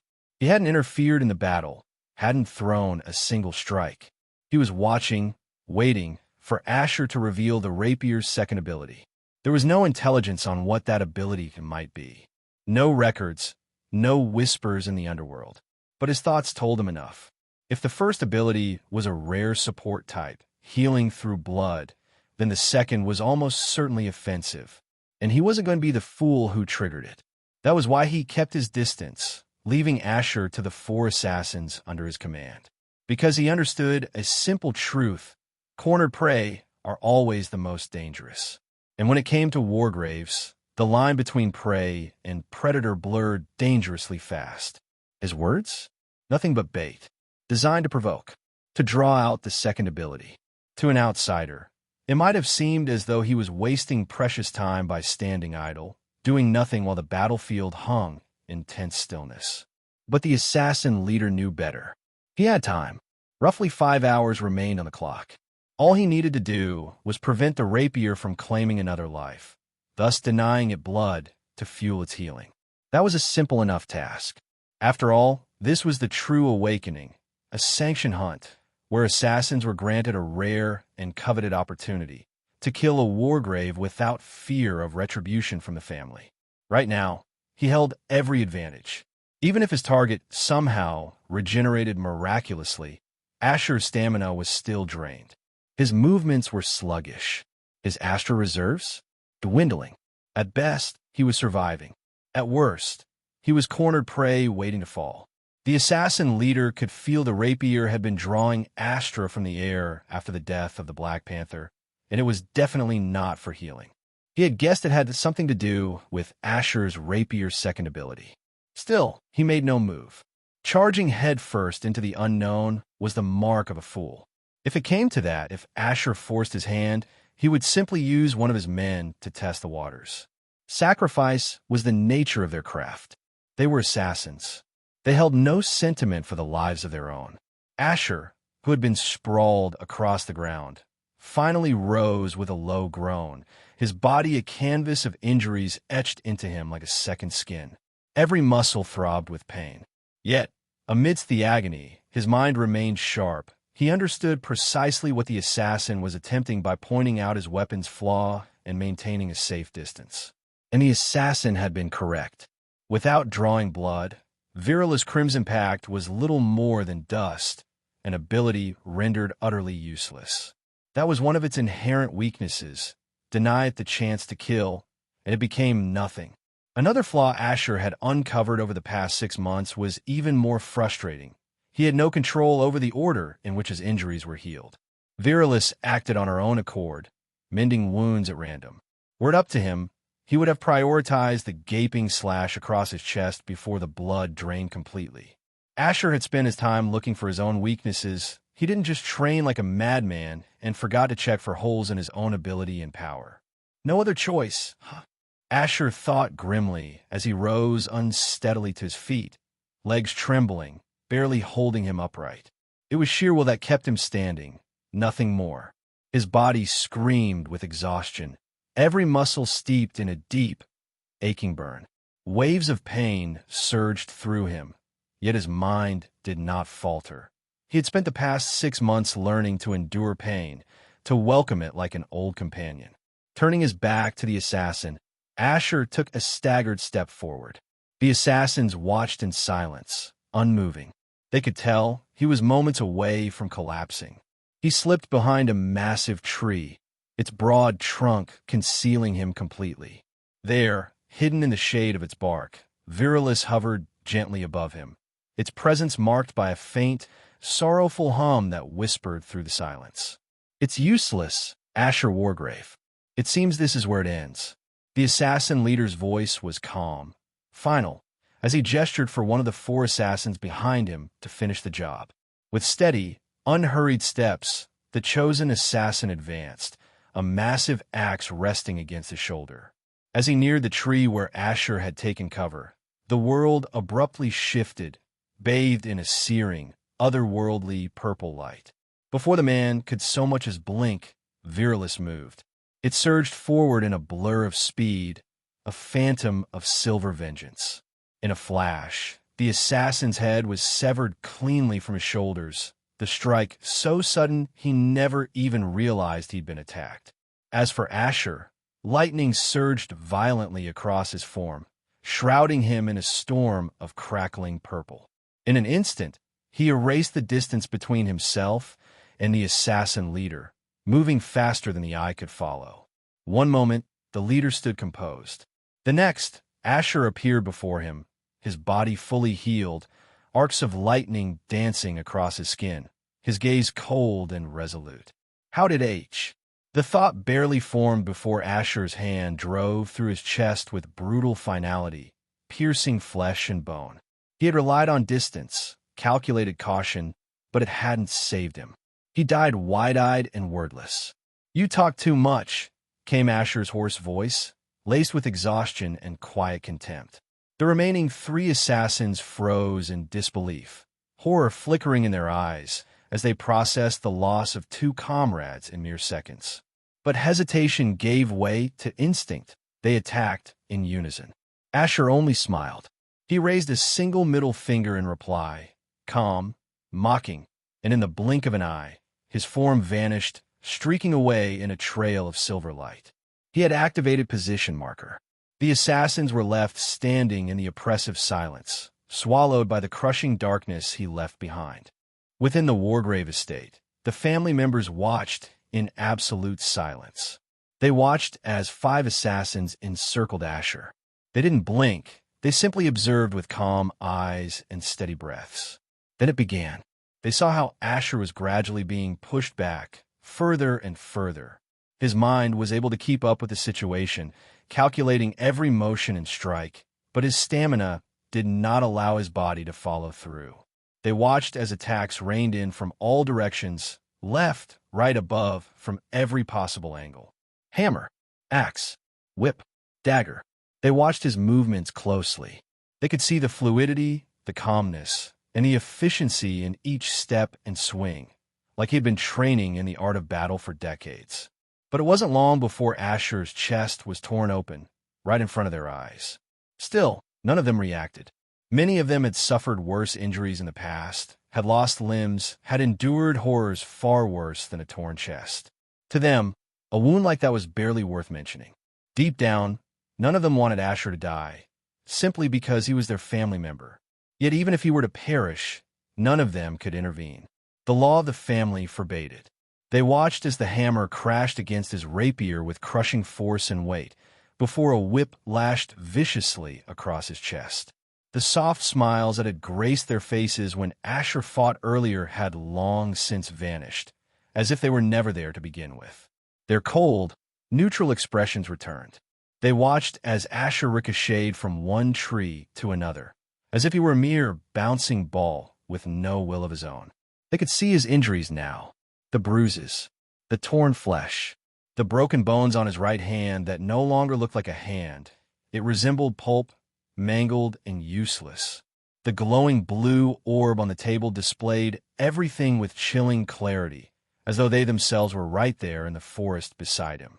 They watched as the youngest Wargrave's body tore a trench into the ground and remained there, unmoving, as though he were dead. But with their keen, experienced eyes, they could see the subtle rise and fall of his chest. He was still breathing. They continued to observe as Virilis drew blood from the corpses scattered across the battlefield, but his injuries barely healed. The dead simply didn't have enough blood to fuel his recovery. They knew, deep down, it was almost over. Asher had spent all his Astra fighting that monstrous Black Panther. His Astra veins were literally empty now. His weapon could no longer heal him, not without a source of blood. His stamina was completely depleted, bottomed out. They had expected the assassins to act immediately, to deliver the final blow while Asher lay there in such a state. But they didn't. The Wargraves, sharp and calculating in moments like Thessie, could tell what the assassins were thinking. And, truth be told, they had the same thought as the assassins. The way Asher hadn't used any flashy ability until now made it seem as though his weapon possessed only one trick, one ability. Nothing more.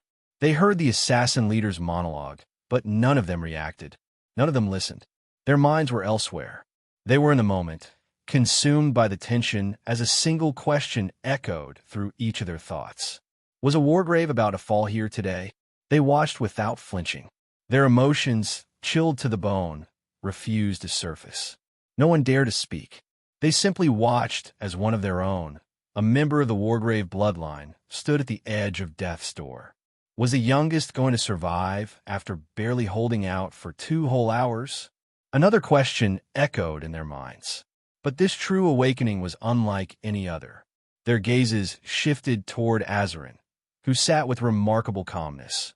So calm, it was as if this deadly trial were no different than an ordinary day at the park. But Azarin could feel their gazes. He knew why they were looking at him like that. Still, he did not react. He didn't move, and he didn't blink. During any Wargrave's true awakening, the sun or moon participating would have their movements tracked and fed to the assassins. This ensured that the sun or moon wouldn't just hide the entire time. However, pinpoint locations were never given. Instead, the assassins were provided with a radius. They had to search within that radius to find the participant. This system granted the sun or moon some breathing room, because the Wargraves knew how brutal and unforgiving their own true awakening trials were. But Asher's case was different. His exact location had been given to all assassins. No radius, no searching, no breathing space. Just a direct path to the target. The rest of the Wargraves weren't fools. They could tell that Asher's position had been compromised at the exact moment Asher had realized it himself. And the responsibility of placing the marker on the sun or moon always fell to the pre-march.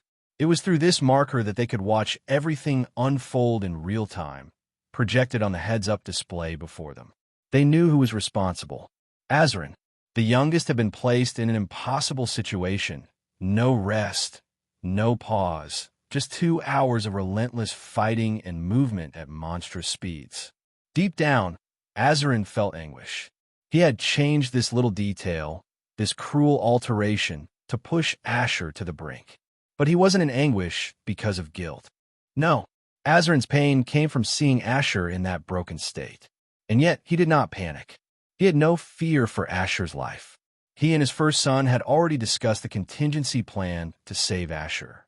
That discussion had led to this last-minute change to the marker's function. They watched as Asher, somehow, rose to his feet. His legs were already trembling, threatening to give out. His entire body shook with exhaustion as he staggered forward, eventually collapsing behind the trunk of a tree. They watched, hearts bleeding, as family tradition and ancient law bound them to their chairs like invisible, invincible chains. The Wargraves could never fall to a human enemy without consequence. But now, it seemed even tradition had betrayed them. Malric was already prepared to move the moment Asher reached the point of death. He hadn't interfered even now, just in case the youngest still had one final card to play. They watched as the axe-wielding assassin strode confidently toward Asher, who was panting like his very life depended on each breath. Then, Their eyes widened in shock. Asher's injuries were healing, right before their eyes, with no blood. They watched as Asher moved instantly with unbelievable speed, burning through the last drops of his stamina. They watched as his rapier took care of the axe-wielding assassin, while Asher himself personally eliminated the talkative assassin leader. Before their shock could even settle, they watched Asher raise his middle finger toward the remaining assassins, with a cheeky smile, before vanishing in a streak of silver light. They didn't fully understand what that middle finger meant, but their shock ran deep. The youngest Wargrave had just vanished. Their eyes remained fixed on the heads-up display. It adjusted a moment later, repositioning itself to show Asher's new location.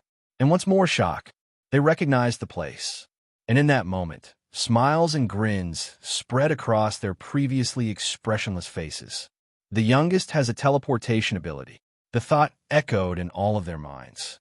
They didn't know the limits of that ability, how many times he could use it, how far it could go. But in that moment, none of them cared. In a flash of silver streaks, Asher and Virilis appeared on the branch of a tree. The very moment they reappeared, Asher collapsed to his knees as his body completely gave out. He had been in peak, constant movement for 2 full hours without rest, and now it showed. Immediately after their arrival, snakes, as usual, lunged at them, but Virilis wouldn't allow anything to get near her master. However, she didn't kill them, as Asher had ordered her not to.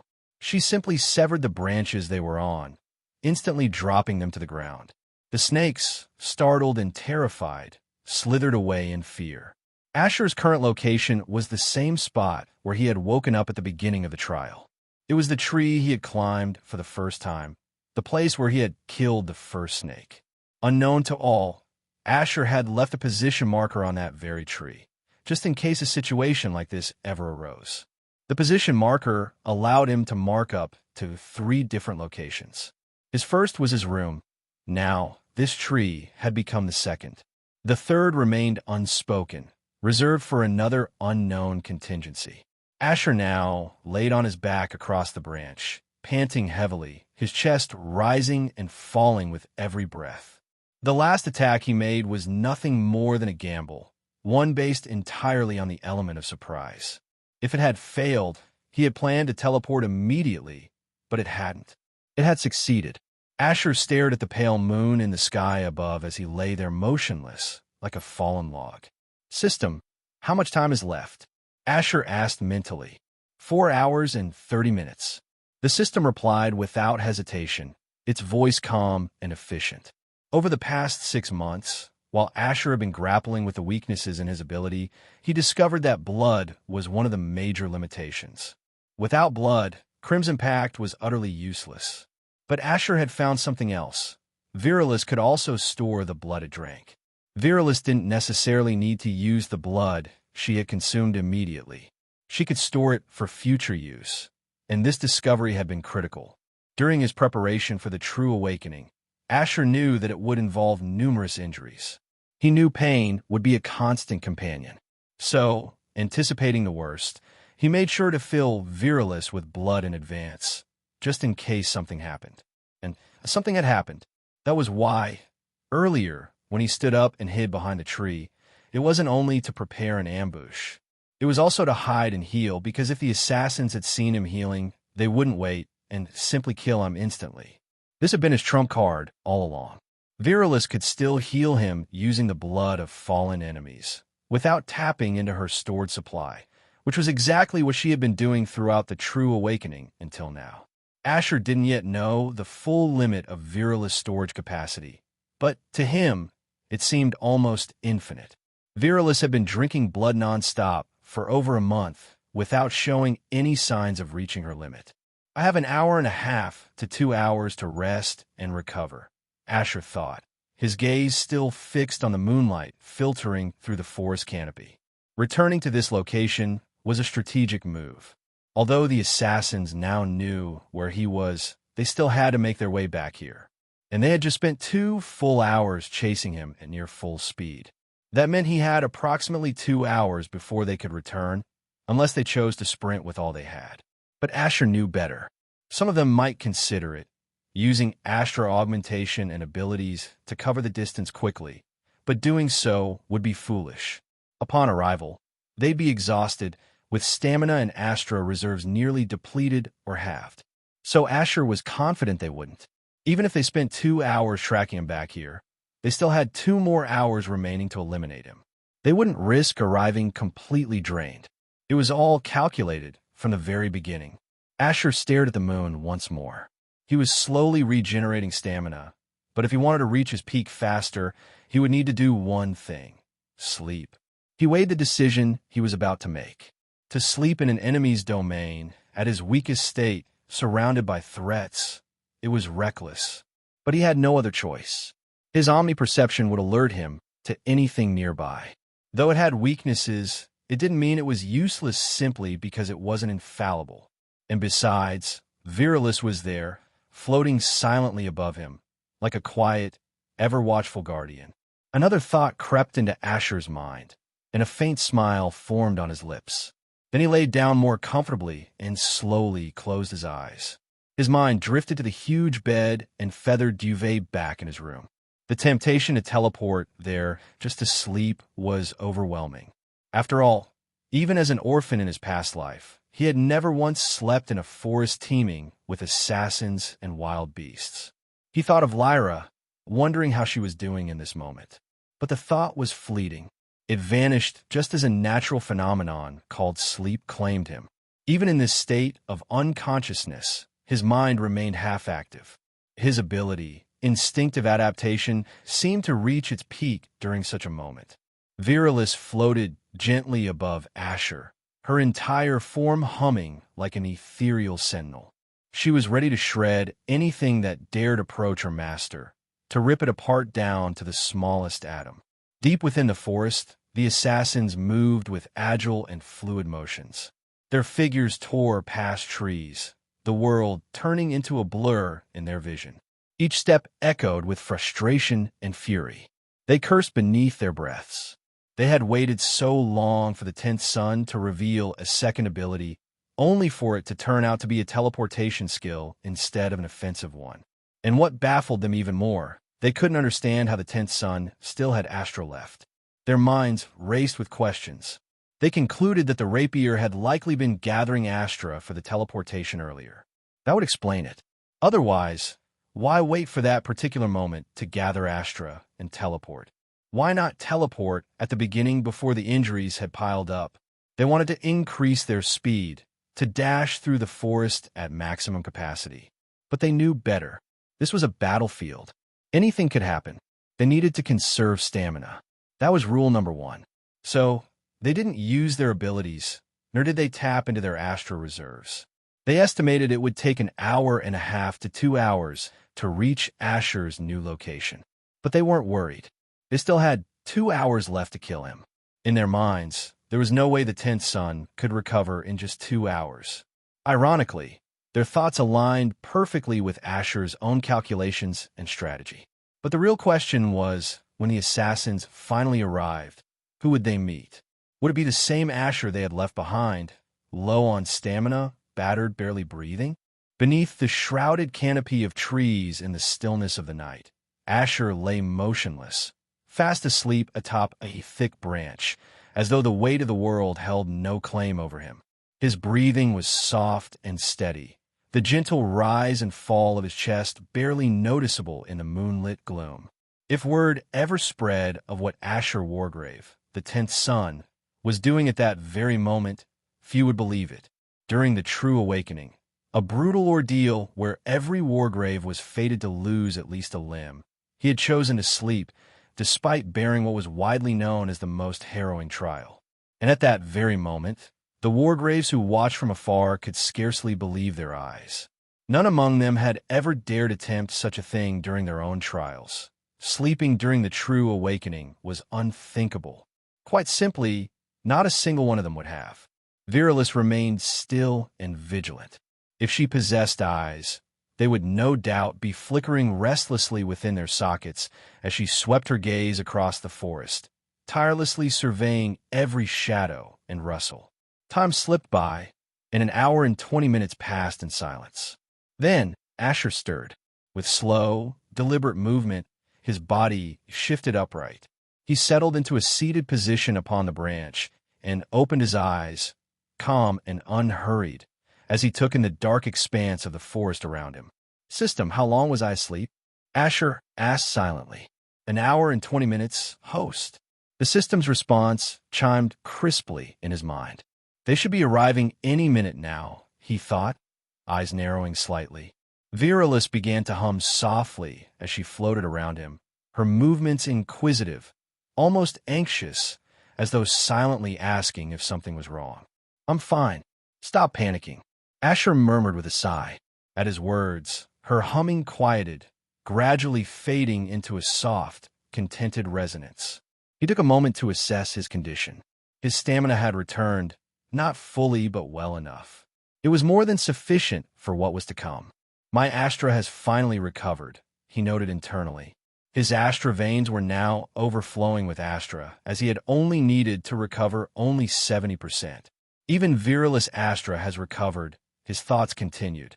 Asher dropped from a tree with fluid grace, landing soundlessly as his feet met the forest floor. The mist coiled around him, thick and restless, shifting like a living thing eager to consume all that dared enter its domain. He knew the assassins would arrive soon, and he had no intention of running. There was no point in hiding, not that he could, even if he tried. Though he had only left 3 assassins behind before falling asleep, Asher was certain more had arrived during his rest. Reinforcements, no doubt. But it didn't matter. Their numbers were irrelevant. It changed nothing. The outcome was already decided, at least in his mind. As if reality itself had heard his thoughts, a volley of throwing needles suddenly cut through the mist, whistling toward him from the front. Asher didn't flinch. Virilis surged forward in a blur, her form flickering through the air like a phantom. With effortless grace, she deflected every needle, their sharp points scattering harmlessly to the ground. But the threat hadn't passed. Several assassins had already closed the distance under the cover of mist. Among them was the same woman who had slashed open Asher's chest earlier. Her twin daggers gleamed with deadly intent as she lunged, this time aiming for his throat.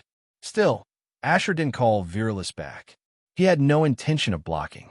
His body shifted smoothly, feet gliding across the earth with controlled grace. He moved like wind through tall grass, evasive, fluid, untouched. Each strike missed by mere inches, not because they lacked speed, but because he had already slipped past them. But the assassin was relentless.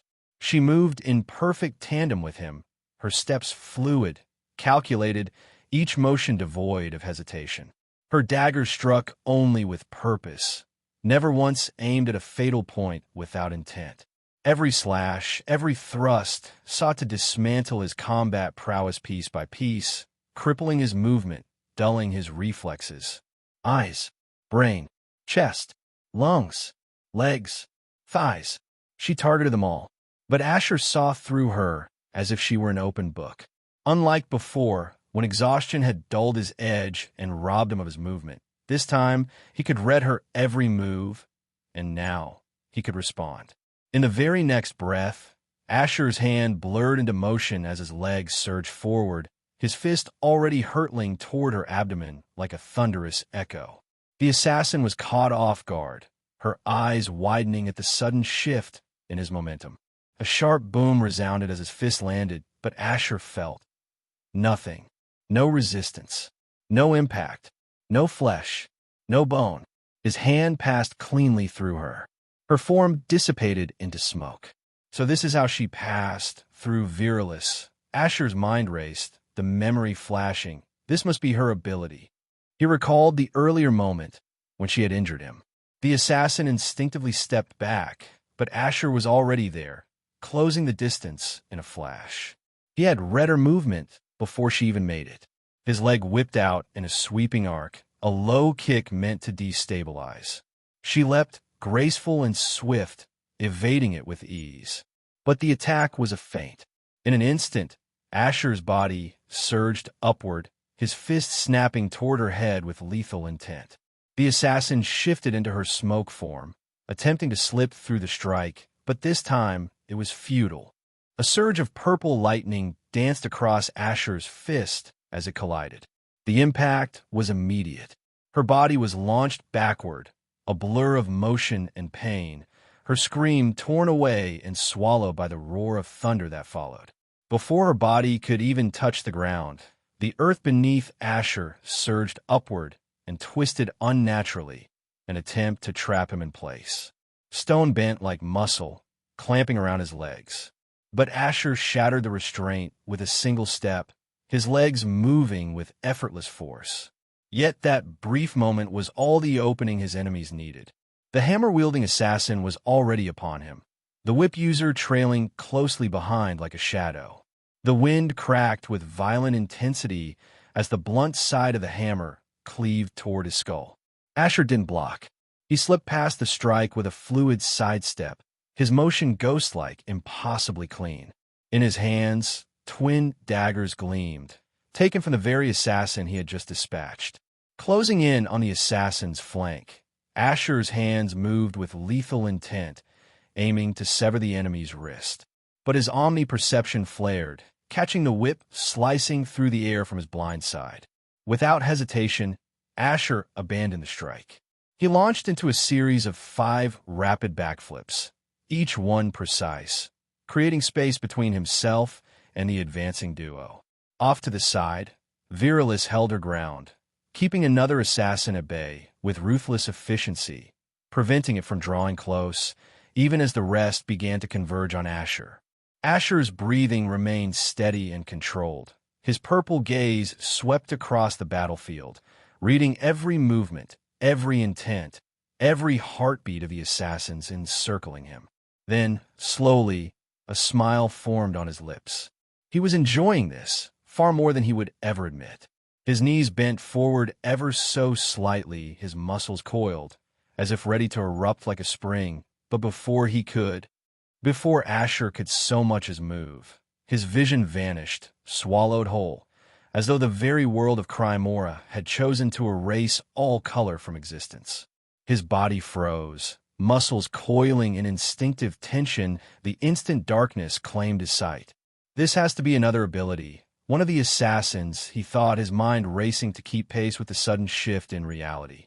An ability that induced blindness would be dismissed by most as trivial, useless, even. But in Crymora, there was an old saying, there are no useless abilities, only useless wielders. And now, in this moment, that saying rang true. To strip a combatant of their sight at the height of battle was no mere trick. It was a death sentence cloaked in simplicity. Even seasoned warriors, honed by countless battles, could be reduced to prey with a single, well-timed use. No matter their experience, no matter their instinct, blindness, when wielded with efficiency, turned veterans into helpless fish laid bare upon the butcher's board. It's not a mind-based ability. If it were, the system would have nullified it, Asher reasoned, his thoughts sharp despite the sudden loss of sight. The assassins didn't hesitate. They knew each other's abilities as they all came from the same organization. They all pushed forward with immense speed, weapons raised with lethal intent. But Asher was no ordinary opponent. Under Eloan's relentless guidance, he had refined his omni-perception through 6 months of rigorous motion and balance training. He had fought blindfolded, disoriented, even with his perception sealed, forced to survive with nothing but instinct and muscle memory. Though deprived of sight, Asher could still see. His omni-perception unfolded around him, painting a detailed image of his surroundings within its radius. Whatever ability had robbed him of vision, it could not suppress what lay deeper, his cultivated sixth sense. System, notify me the moment this ability fades. Affirmative, host. With that thought, Asher closed his eyes. Almost instantly, he felt the air shift, attacks rain down from all directions, targeting nearly every inch of his body. Deadly strikes meant to overwhelm and dismember. But Asher was no fool. He wouldn't waste his strength trying to block them all at once. Instead, Asteris surged through his legs. With a single, fluid motion, his figure blurred, vanishing from his position and reappearing meters away in the blink of an eye, his body gliding backward as if reality itself had bent to accommodate his retreat. The assassins, momentarily taken aback by the evasion, didn't falter. Confusion flickered in their movements, but it passed quickly. In the end, it didn't matter. Asher was still their target. Asher refused to give them the initiative. This time, he moved. In a flash, he erased the distance between them, as if space itself had folded at his command.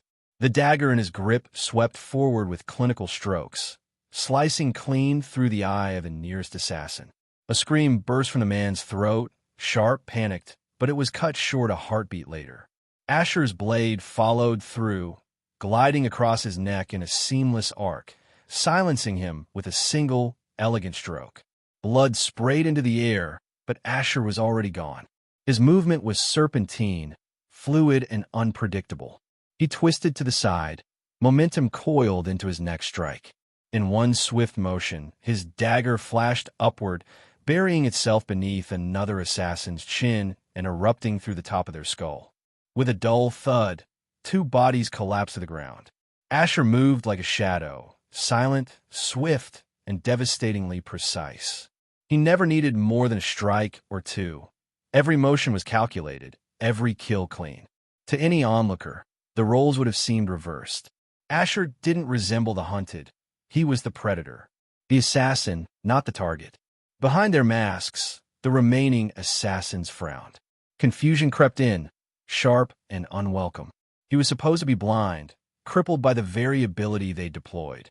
Yet here he was, navigating the battlefield with fluid grace, as though sight had never left him. And then there was his weapon. He was known to wield a rapier. Now, he carved through them with a dagger, as if it had always been his blade of choice. None of it made sense, and that made him all the more dangerous. As Asher tore across the battlefield, the massive hammer came crashing down once more. This time, he didn't dodge. Instead, he shifted subtly, seizing one of the assassins and hurling him straight into the weapon's path. With a sickening, bone-crushing impact, the hammer collided. The assassin's head exploded into pulp, reduced to little more than a red smear in the air. The hammer-wielding assassin faltered, caught off guard. But by then, it was already too late. Asher was behind him. His eyes remained closed, his breath calm, his steps ghostly in their silence. In a blur, his hand moved clean, deliberate. A flash of steel, a soft whisper of flesh parting. Then, the assassin's head soared into the air. Before it could hit the ground, Asher felt the whip cut through the air once more, its intent murderous. His body responded instantly. Feet lifted from the earth, he spun, pivoted, and lashed out with a kick that met the airborne head mid-flight. With brutal force, it rocketed toward the whip-wielding assassin like a macabre projectile. Seeing the severed head hurtling toward her, she had no choice but to retract her whip and evade, the motion sharp and instinctive. But Asher was already in motion. His legs carved through the soil beneath him as he surged forward, relentless. From behind, he sensed the whip lash out again, curving toward him like a serpent intent on devouring its prey. He didn't hesitate. With a burst of momentum, he leapt into the air, his body twisted mid-flight with fluid movement, a dancer's grace wrapped in a killer's intent. He landed behind her in a single, silent motion, deft, controlled. His daggers flashed forward, twin arcs of silver, aiming straight for her back. But she was ready, her figure blurred, reacting with speed honed through countless battles. She didn't dodge, she attacked. The handle of her whip reversed course and shot toward Asher's neck like a striking fawn, aiming to bring him down with her now that he had closed the distance. But Asher had seen this technique before. The Black Panther had used it. And no matter who wielded it now, it wouldn't work on him a second time. His movement shifted with fluid precision. He stepped back, posture calm, but the air around him crackled with rising tension. Lightning surged into his palm, forming a spear of concentrated energy. In the next instant, it launched, an arrow of purple fury tearing through the air with blinding speed and raw force. The assassin barely registered the thunderclap in her ears before the searing light struck her chest.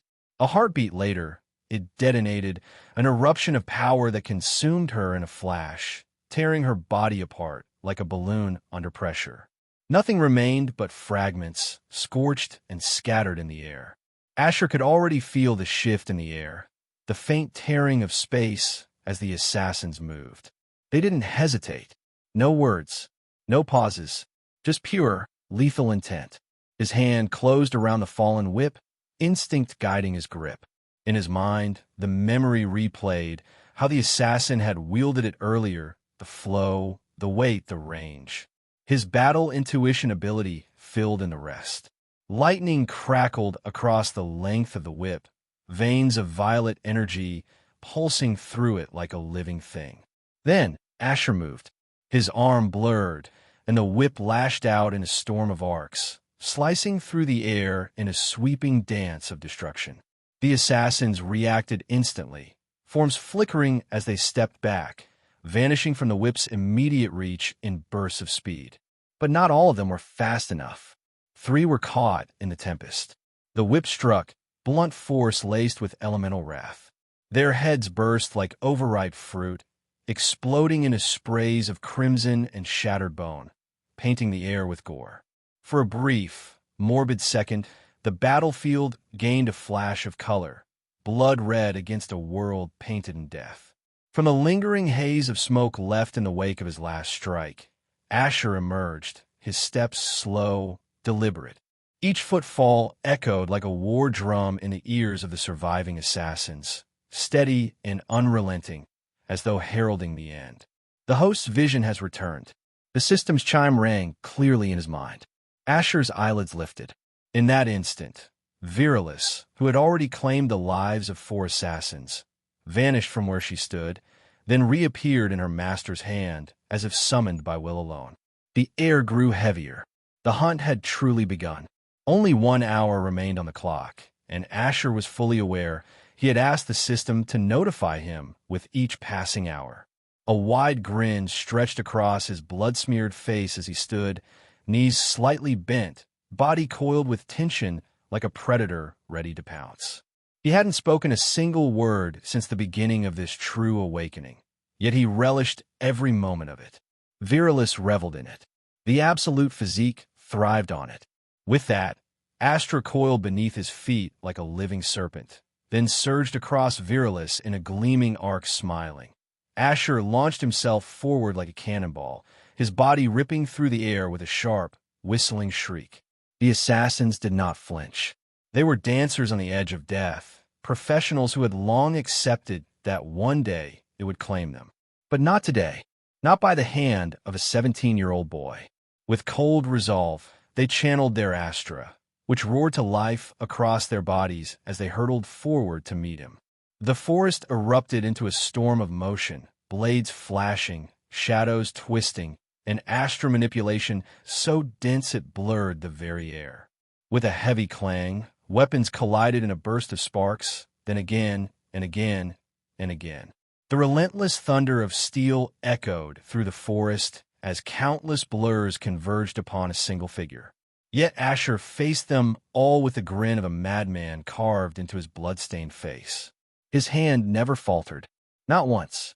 A streak of silver cut through the darkness like moonlight on water, and in its wake, a head soared silently into the air. His rapier moved as though fate itself guided its path, fluid, inevitable. He struck without hesitation, his precision measured to the beat of a heart. Each motion was flawless, each attack turned upon its origin, as if he danced with death and led the rhythm. He never aimed for where they stood, only for where they were doomed to be. His battle instinct ability allowed him to read their attacks as if they were laid bare before his eyes, movements, intentions, and weaknesses exposed in the split second before action. At the same time, instinctive adaptation surged within him, enabling his body to twist and weave through strikes at impossible angles, as though he perceived the moment just before it unfolded. Together, the two abilities moved in flawless harmony, turning Asher from the prey of the true awakening into its most merciless predator. Asher's smile never once faded. It had taken root the moment it appeared. His heart thundered like war drums in his chest, pumping blood with wild urgency. Through his veins flowed not just blood, but astra, both surging in tandem as he tore through enemy ranks like a gigantic axe cleaving through a sandcastle.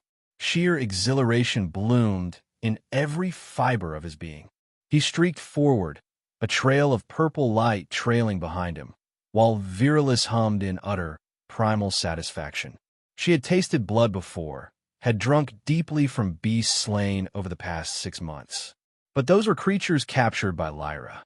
All Asher had done then was raise his rapier and thrust once.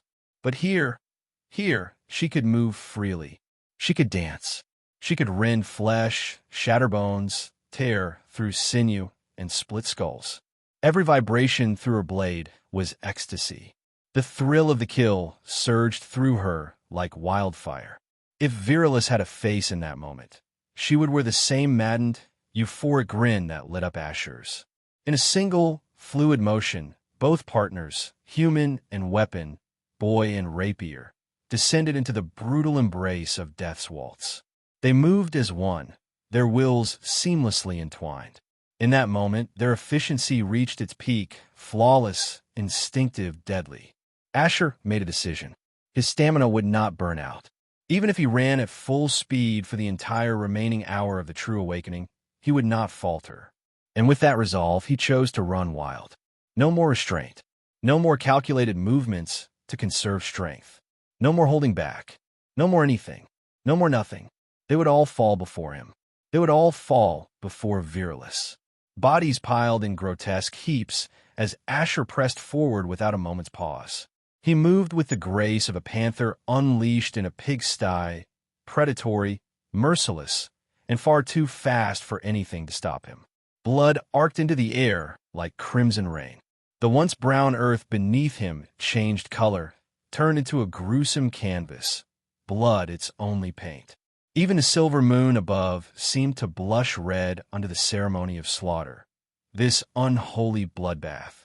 Trees fell like tofu before a blade, no matter the thickness of their bark or the strength of their trunks. Asher moved like a phantom born for the night, leaving nothing but flickering afterimages in his wake. His purple eyes gleamed under the moonlight, bright and cold. Purple hair, scattered and wild, swayed with his motion, untamed as the boy himself.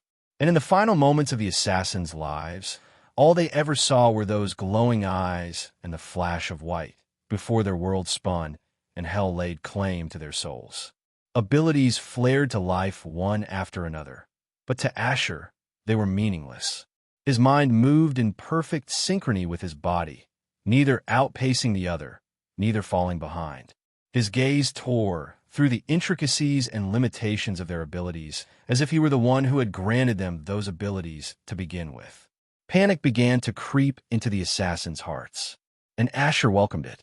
He seized the moment, harvesting every flaw, every misplaced step, every gap in formation, every tremor of fear his mind and eyes detected. His purple eyes flickered with calculated intensity, dancing in their sockets as he processed dozens of attacks simultaneously, his brain functioning like a living supercomputer. Every movement he made was a prelude to execution, a silent promise of death. The glint of his rapier wasn't just light. It was a beacon of finality, a quiet herald of doom. His swordplay was poetry in motion, fluid, effortless, breathtaking. It flowed like ink across parchment, each stroke deliberate, each motion graceful. He moved like a moon-cast shadow, untouchable, ever-present, and impossible to predict. His rapier didn't merely cut, it sculpted. Each strike was a deliberate act of artistry, a creation born of violence. The very air shimmered in his wake as his blade carved arcs of deadly beauty. It wove through the battlefield like silk between the fingers of a master tailor. Thrusts, cleaves, and slashes bloomed like dark flowers beneath the forest canopy, each one blooming only to devour all in its path. The darkness thickened, oppressive and alive, as though hell itself had opened its gates, welcoming its new grim reaper with open arms. The stench of blood was so thick it clung to the air, saturating every breath with a metallic tang that lingered on the tongue. Asher walked forward, each step squelching softly beneath his boot. Squish, squish, squish, squish. The sound echoed through the darkness, unnaturally loud against the silence of the ravaged forest. The dense fog that once cloaked the woods had long since been torn apart by the fury of battle, leaving the world around him eerily bare. Blood had gathered into stagnant pools, spreading like crimson lakes beneath his feet. Corpses were strewn across the terrain like fallen leaves, lifeless heads resting with the permanence of stone. Despite the toll the fight had taken, Asher's breath came slow and steady. His stamina was worn, but not broken. He still had more than enough left for anything or anyone. Virulus pulsed once, subtle, yet commanding. In response, the blood that soaked the battlefield began to stir. Whether it belonged to assassins, beasts, or the unfortunate monsters felled by the sheer force of Asher's onslaught, it obeyed. Like crimson threads pulled by an unseen loom, the blood rose into the air, writhing as though granted sentience. One by one, the strands were drawn into Virulus, her form absorbing them with silent hunger. As they vanished into her, the minor wounds that marred Asher's body mended, flesh stitching itself together with unnatural grace. The excess was stored within her, waiting. At this moment, Asher could no longer sense the presence of any assassins, as if each one had already succumbed to the edge of his rapier. His gaze rose toward the silver moon, suspended high in the night sky, its cold light glinting off his blood-slick form. The stench of death clung to him, as naturally as the sweat seeping from his pores. Suddenly, Asher's senses stirred. Something shifted in the periphery. His eyes fell from the moon and turned toward the source. Emerging from the shadowed brush, an old man stepped forward. Unlike the masked assassins before him, this man walked calmly, unmasked and unhurried. Asher's sharp gaze swept over the figure from head to toe. There was no need to raise his guard. It had been at its peak since the moment he awoke in this dark forest.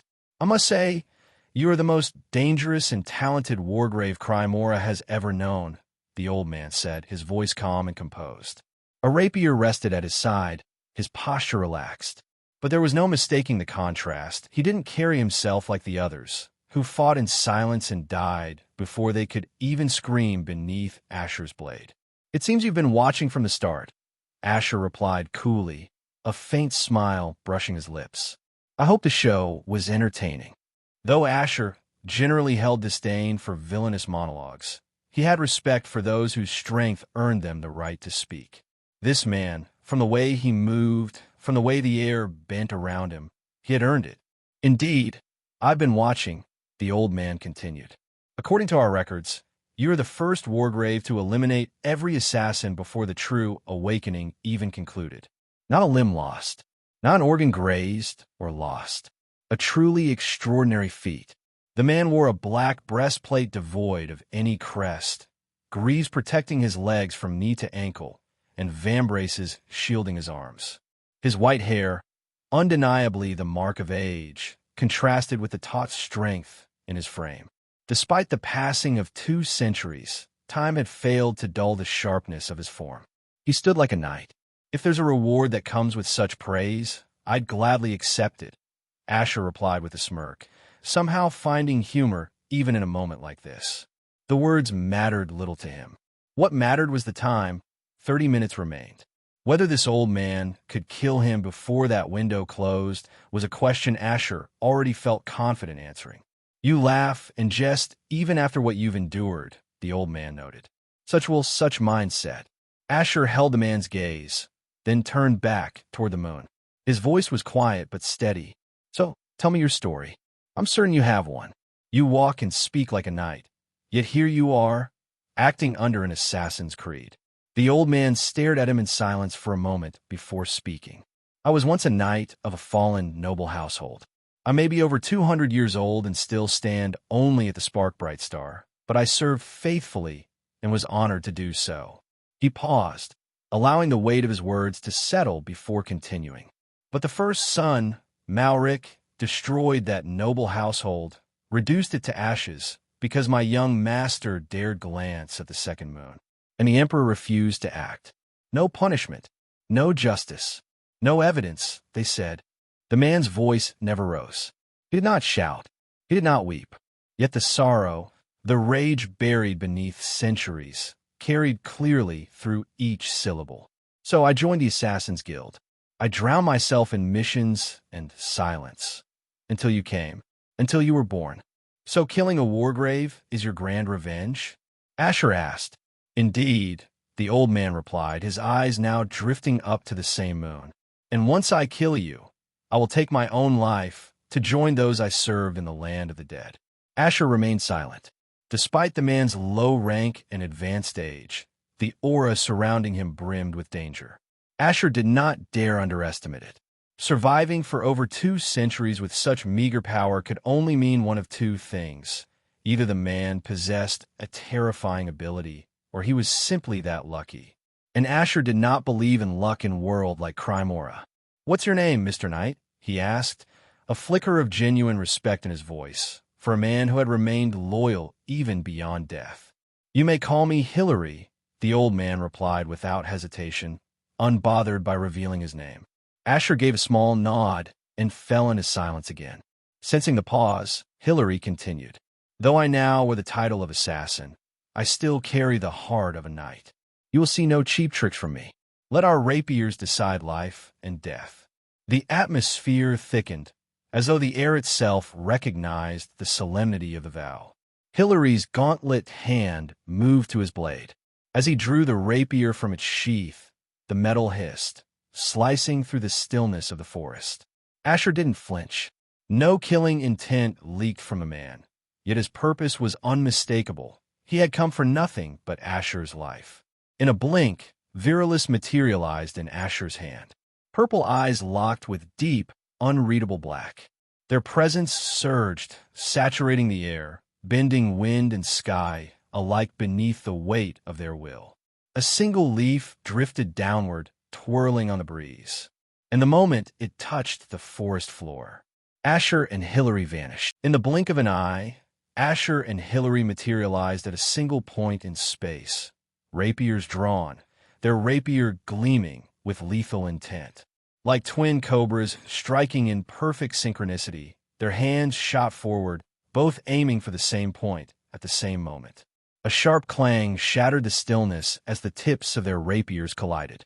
The very air at the point of impact shrieked in protest before erupting outward in a concussive burst. Their garments fluttered violently from the shock wave, yet neither combatant yielded ground. Eyes locked, they stood as mirrored reflections, two minds sharing one rhythm, one intent, one moment.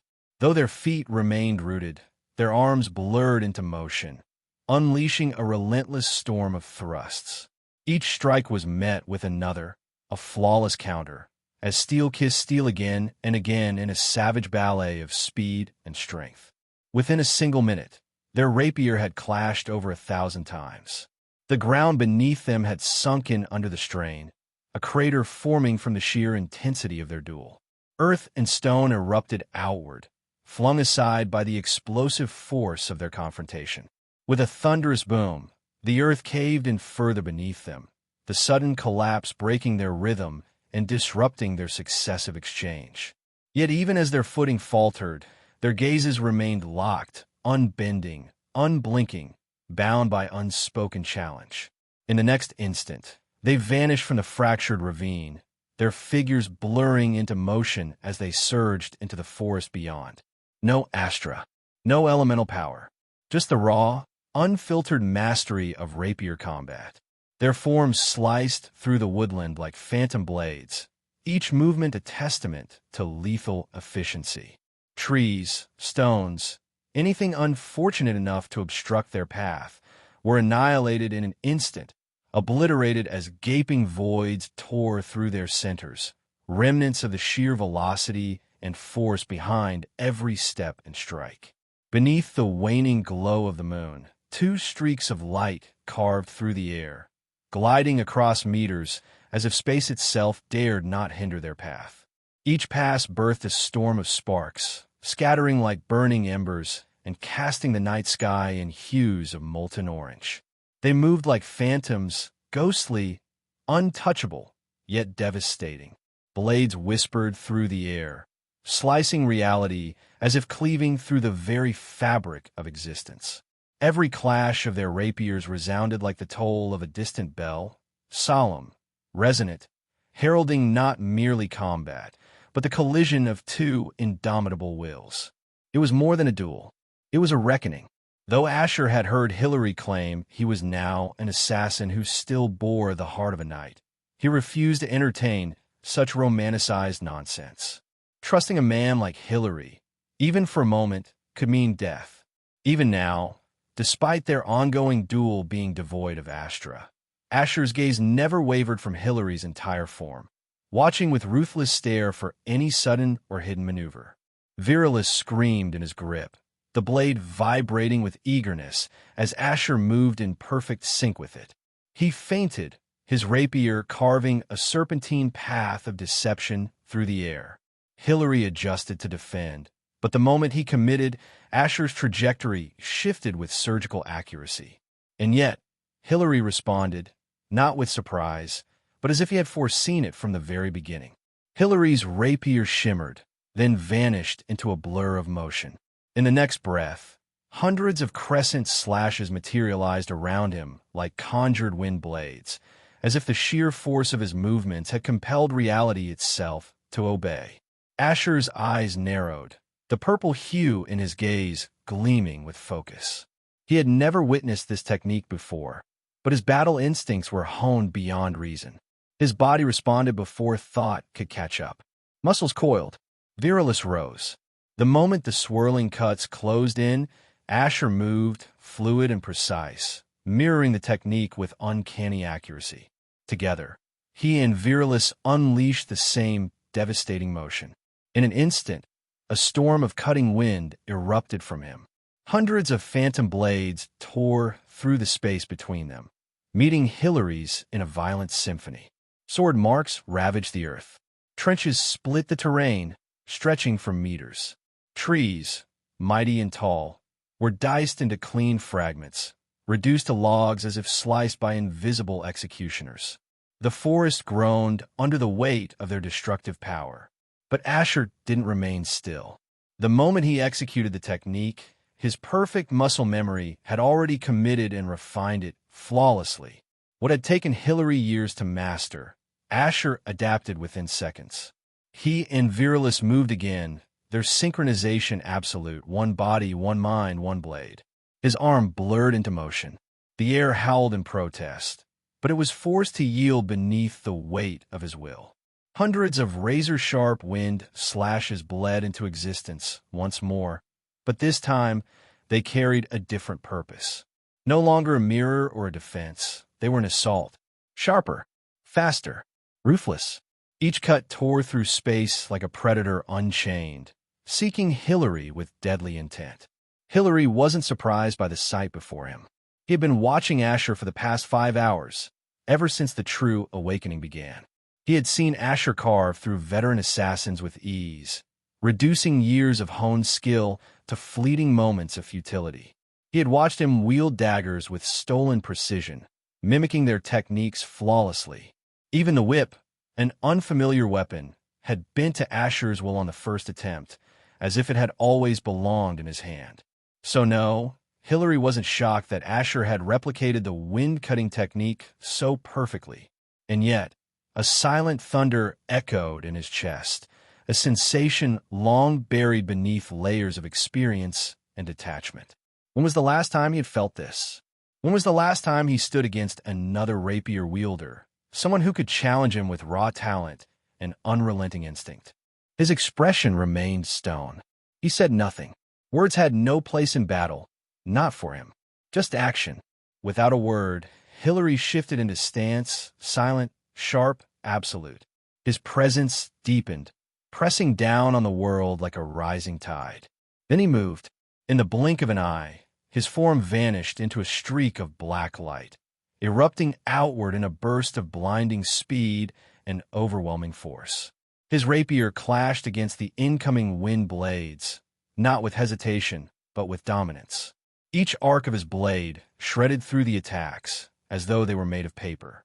He cut, he cleaved, he dismantled the very air around him. Over a century of battle-hardened instinct blazed in every motion. This was no longer mere combat. It was art formed through war. A massive dust storm erupted, surging upward in a chaotic spiral that swallowed the battlefield whole. Amidst the swirling haze, only twin flashes, one black, one silver, could be seen, streaking through the smoke like gods of war unleashed. And then silence. The lights vanished, consumed by the rising veil of dust, leaving behind only stillness and a world holding its breath. Asher's eyes pierced through the churning dust storm, unblinking. Though the haze clouded sight, his senses blared within his mind like sirens, warning him, guiding him. He dared not remain still. In an instant, his body vanished in a streak of purple, retreating backward with fluid grace and sharpened instinct. Then it came. Hillary erupted from the heart of the dust like a sniper's bullet, silent, deadly, unstoppable.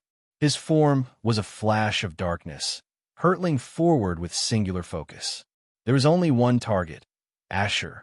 Asher's eyes tracked the descent, reading every nuance in a heartbeat. From above, Hillary's rapier fell like a meteor, blazing, merciless, ready to tear reality into ribbons. But Asher met it head-on. Virilis surged forward in his grip, gleaming with intent. With a swift twist of his wrist, his blade rose to meet the descending strike. Timing and technique blended in perfect harmony as he deflected the blow with an expert parry, redirecting the killing force with surgical motion. Steel kissed steel, and the air trembled in reverence. As they moved in tandem, Asher quickly realized that Hillary's speed was escalating with each passing moment, his rapier flashing like fleeting bolts of silver. The rhythm of their exchange, once measured, had abruptly shifted without warning, as if the battle had taken on a tempo of its own. In a blink, Hillary's rapier darted forward. Asher's instincts flared. He moved to intercept, but his blade met nothing but air. The strike had already come and gone, too swift to track. Then came the sting. Steel met flesh in a single, seamless motion, clean and sharp, like a knife sliding through butter. A fresh gash split open across Asher's skin, but he didn't so much as flinch. After enduring countless wounds over the past 5 hours, his body had grown numb to pain. But Virilis responded without hesitation. The sentient weapon pulsed once, and the torn flesh stitched itself shut as though it had never been touched. But Hillary remained undeterred. He had anticipated Asher's regenerative ability. What he didn't fully understand, however, was the extent of Virilis's healing. Still, he had a theory. In all the time Asher had clashed with various assassins, he had never sustained damage to a vital organ, for example something as delicate as the eye. Perhaps it was because Virilis couldn't mend what required absolute efficiency. With that possibility in mind, Hillary's posture shifted. In a single, fluid transition, his attacks grew savage and ferocious. Then, like a lightning bolt rending the heavens, the tip of his rapier shot forward, aimed directly for Asher's eye. Asher watched the rapier streak toward him, the glint of its edge mere centimeters from his eye. There was no time to raise Virilis, no room for parrying. His head snapped to the side in the last instant, narrowly evading the fatal thrust. A thunderous boom followed, the wind exploding against his eardrums like a concussive wave. His sense of balance wavered, thrown into disarray by the sudden pressure. Hillary didn't hesitate. In a heartbeat, he exploited the opening. His leg lashed out like a whip, driven by brutal momentum and flawless timing. Before Asher could regain his footing, a piercing ring surged through his skull, throwing his senses into chaos. In that instant of vulnerability, a powerful force struck his ankles with maddening precision. He didn't even have time to blink. Gravity seized him like a predator, dragging him downward with merciless intent. He crashed into the earth with a resounding heavy thud, the impact rippling out as cracks spiderweb beneath him. But even within that fleeting heartbeat, Asher's mind recalibrated. Instinct and battle-hardened reflexes surged back to life. As clarity returned, so did the brutal reality. He turned just in time to see a rapier thrust screaming toward him. Instinctive adaptation flared to life once more. Asher rolled to the side in a blur of motion, a frantic dodge that shifted seamlessly into a light, graceful somersault. He landed on his feet with feline poise, rising like a shadow reborn. A heartbeat later, Hillary's rapier pierced the spot Asher had just vacated. The ground erupted violently. The thrust detonated with such force that it carved a gaping crater, as though the very abyss had opened its jaws to swallow the world. Agonizing pain surged through Asher's frame. His ankle had swollen grotesquely, ribs cracked beneath the skin, and scattered fractures screamed with every movement. The impact had been nothing short of brutal, but Virilis was already at work. She needed no command, no spoken plea. The moment pain bloomed, she responded, an extension of Asher himself. Bound to him by more than will, she pulsed with silent purpose, mending torn flesh and shattered bone with instinctive accuracy. Hillary rose to his feet in a single, fluid motion, his presence now dangerously sharp. His head turned toward Asher, and for a moment, his obsidian eyes looked almost inhuman, like twin voids housing demons. He began to walk forward with measured, deliberate steps, yet with each stride, the air thickened, as though the very atmosphere strained under the pressure of his intent. Then, just as his foot hovered above the earth to complete another step, he vanished. Not with speed, but with silence. It was as though reality itself had erased him from existence in that instant. Asher's eyes widened, instincts screaming in alarm.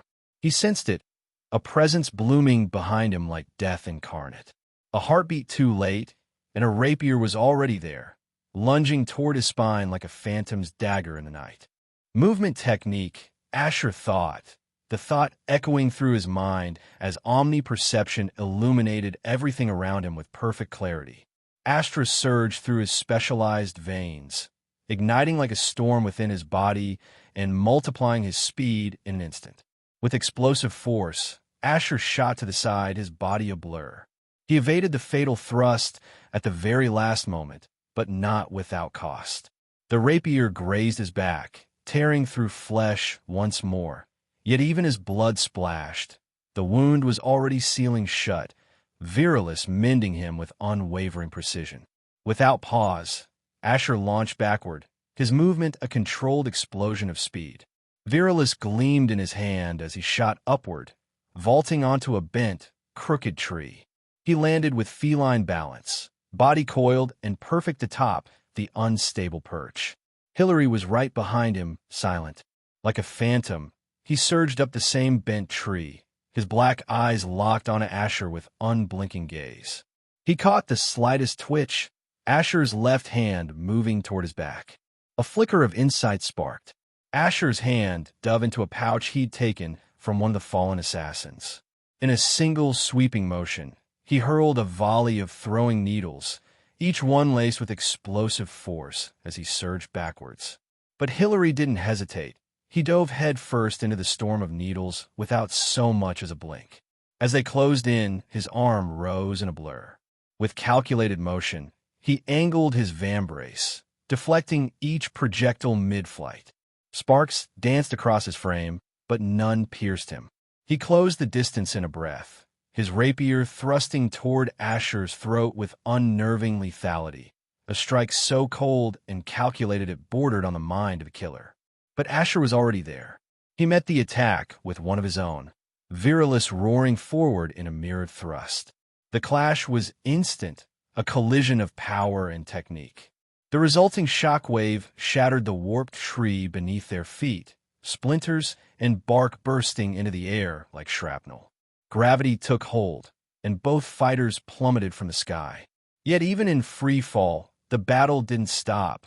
Their weapons danced midair, strikes and counters flashing with terrifying speed as the world blurred around them. Thrust met thrust. Slash collided with parry. Feints were answered with razor-sharp deflections. Slice clashed against slice, steel singing in the air. The shattered remnants of wood fell with them, only to be torn into dust by the fury of their exchange. These were not mere warriors. They were two forces chasing death, unforgiving and absolute. Then, impact. With a thunderous crash, their feet struck the earth, the ground trembling beneath them. Dust flared outward like ripples across water, but neither staggered. Their stances held firm, unshaken, eyes locked. In that moment, nothing else in the world existed, only the one standing before them. And then, as if in perfect synchrony, it came. A surge of purple lightning crackled across the battlefield, snaking around Asher's frame like a living storm. It danced across his body, casting his figure in flashes of violent brilliance, raw power crackling with each breath he took. At the same time, searing crimson flames erupted around Hillary, blazing to life with a regal fury. They wrapped his form in fire, casting him in a knightly silhouette, upright, composed, and deadly, the embodiment of controlled destruction. As though fate itself had sounded an unseen signal, they moved. Both figures vanished, blurring from sight in titanic bursts of speed. Space rippled in their wake as gods clashed beneath the sky. The waning darkness that had cloaked the forest began to dissolve entirely, giving way to the violent bloom of crimson flames and purple lightning that tore into existence. With a deafening roar, both elements collided, an elemental clash so potent it threatened to cleave the forest in two.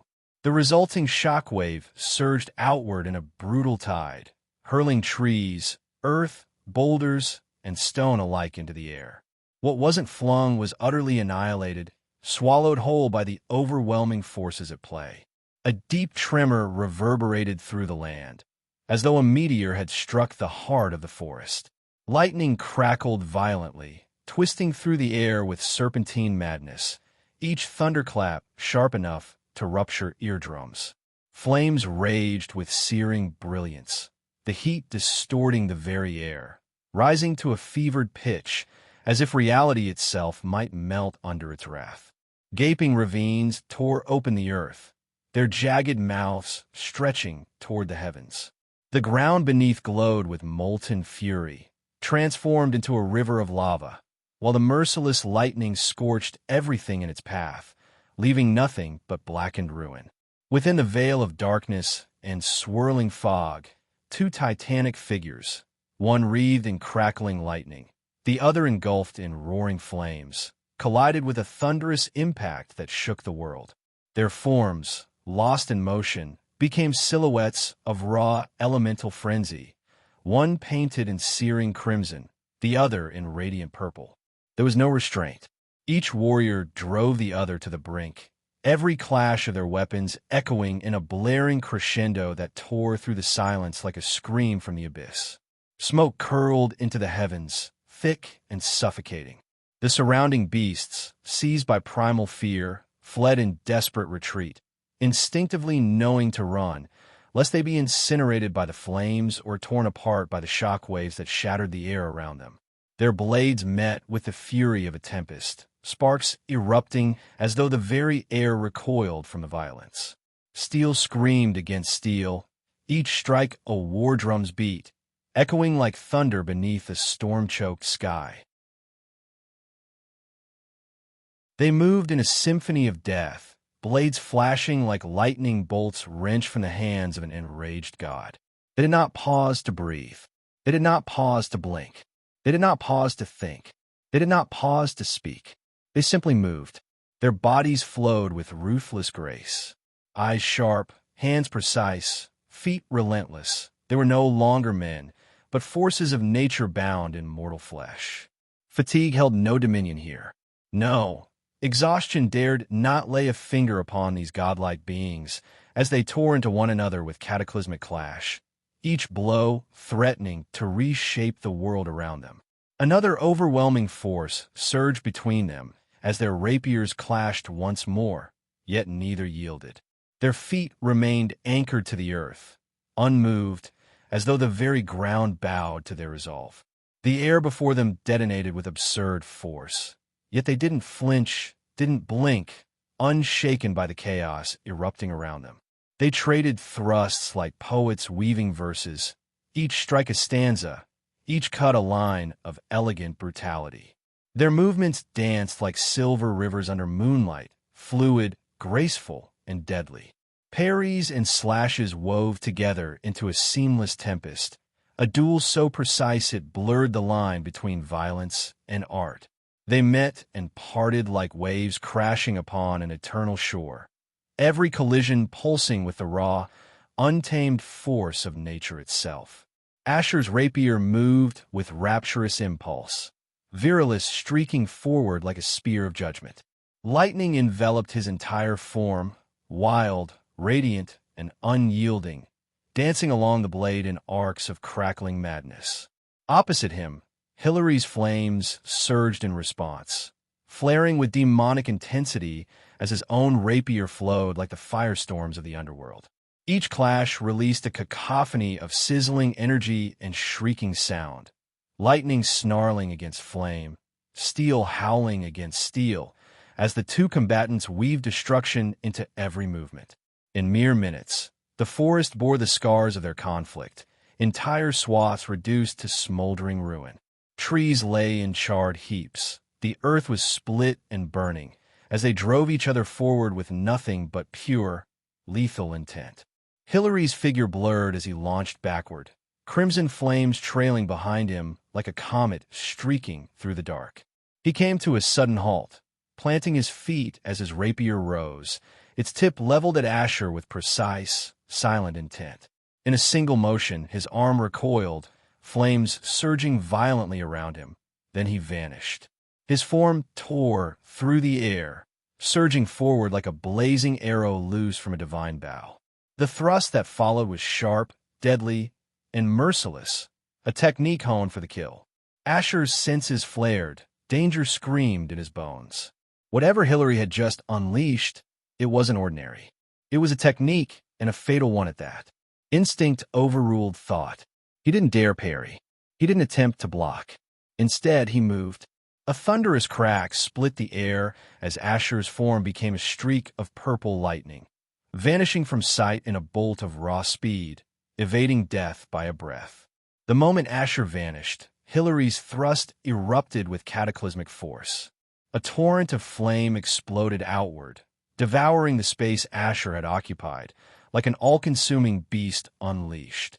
The inferno surged forth, its tendrils licking and incinerating everything in their path, carving a smoldering void into the heart of the forest, as if reality itself had been torn open by the sheer ferocity of the strike. But before the embers could settle, Hilary's senses flared. Something was behind him. His body moved before thought could catch up.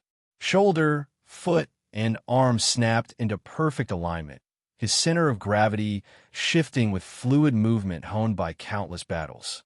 His rapier screamed upward just in time, meeting Asher's descending blade in a blinding clash. The impact roared like a thunderstorm's outrage, Asher's strike descending like a judge's gavel with undeniable finality. The force rampaged through Hilary's frame, threatening to break his stance apart, but he held firm. The earth beneath him cracked and sank under the weight, but Hilary didn't flinch. Not even for a second. They vanished and reappeared in flashes of devastation, each movement a storm of unrestrained power. Astra surged through their veins with relentless fervor, as if they wielded an infinite wellspring of energy drawn from the cosmos itself.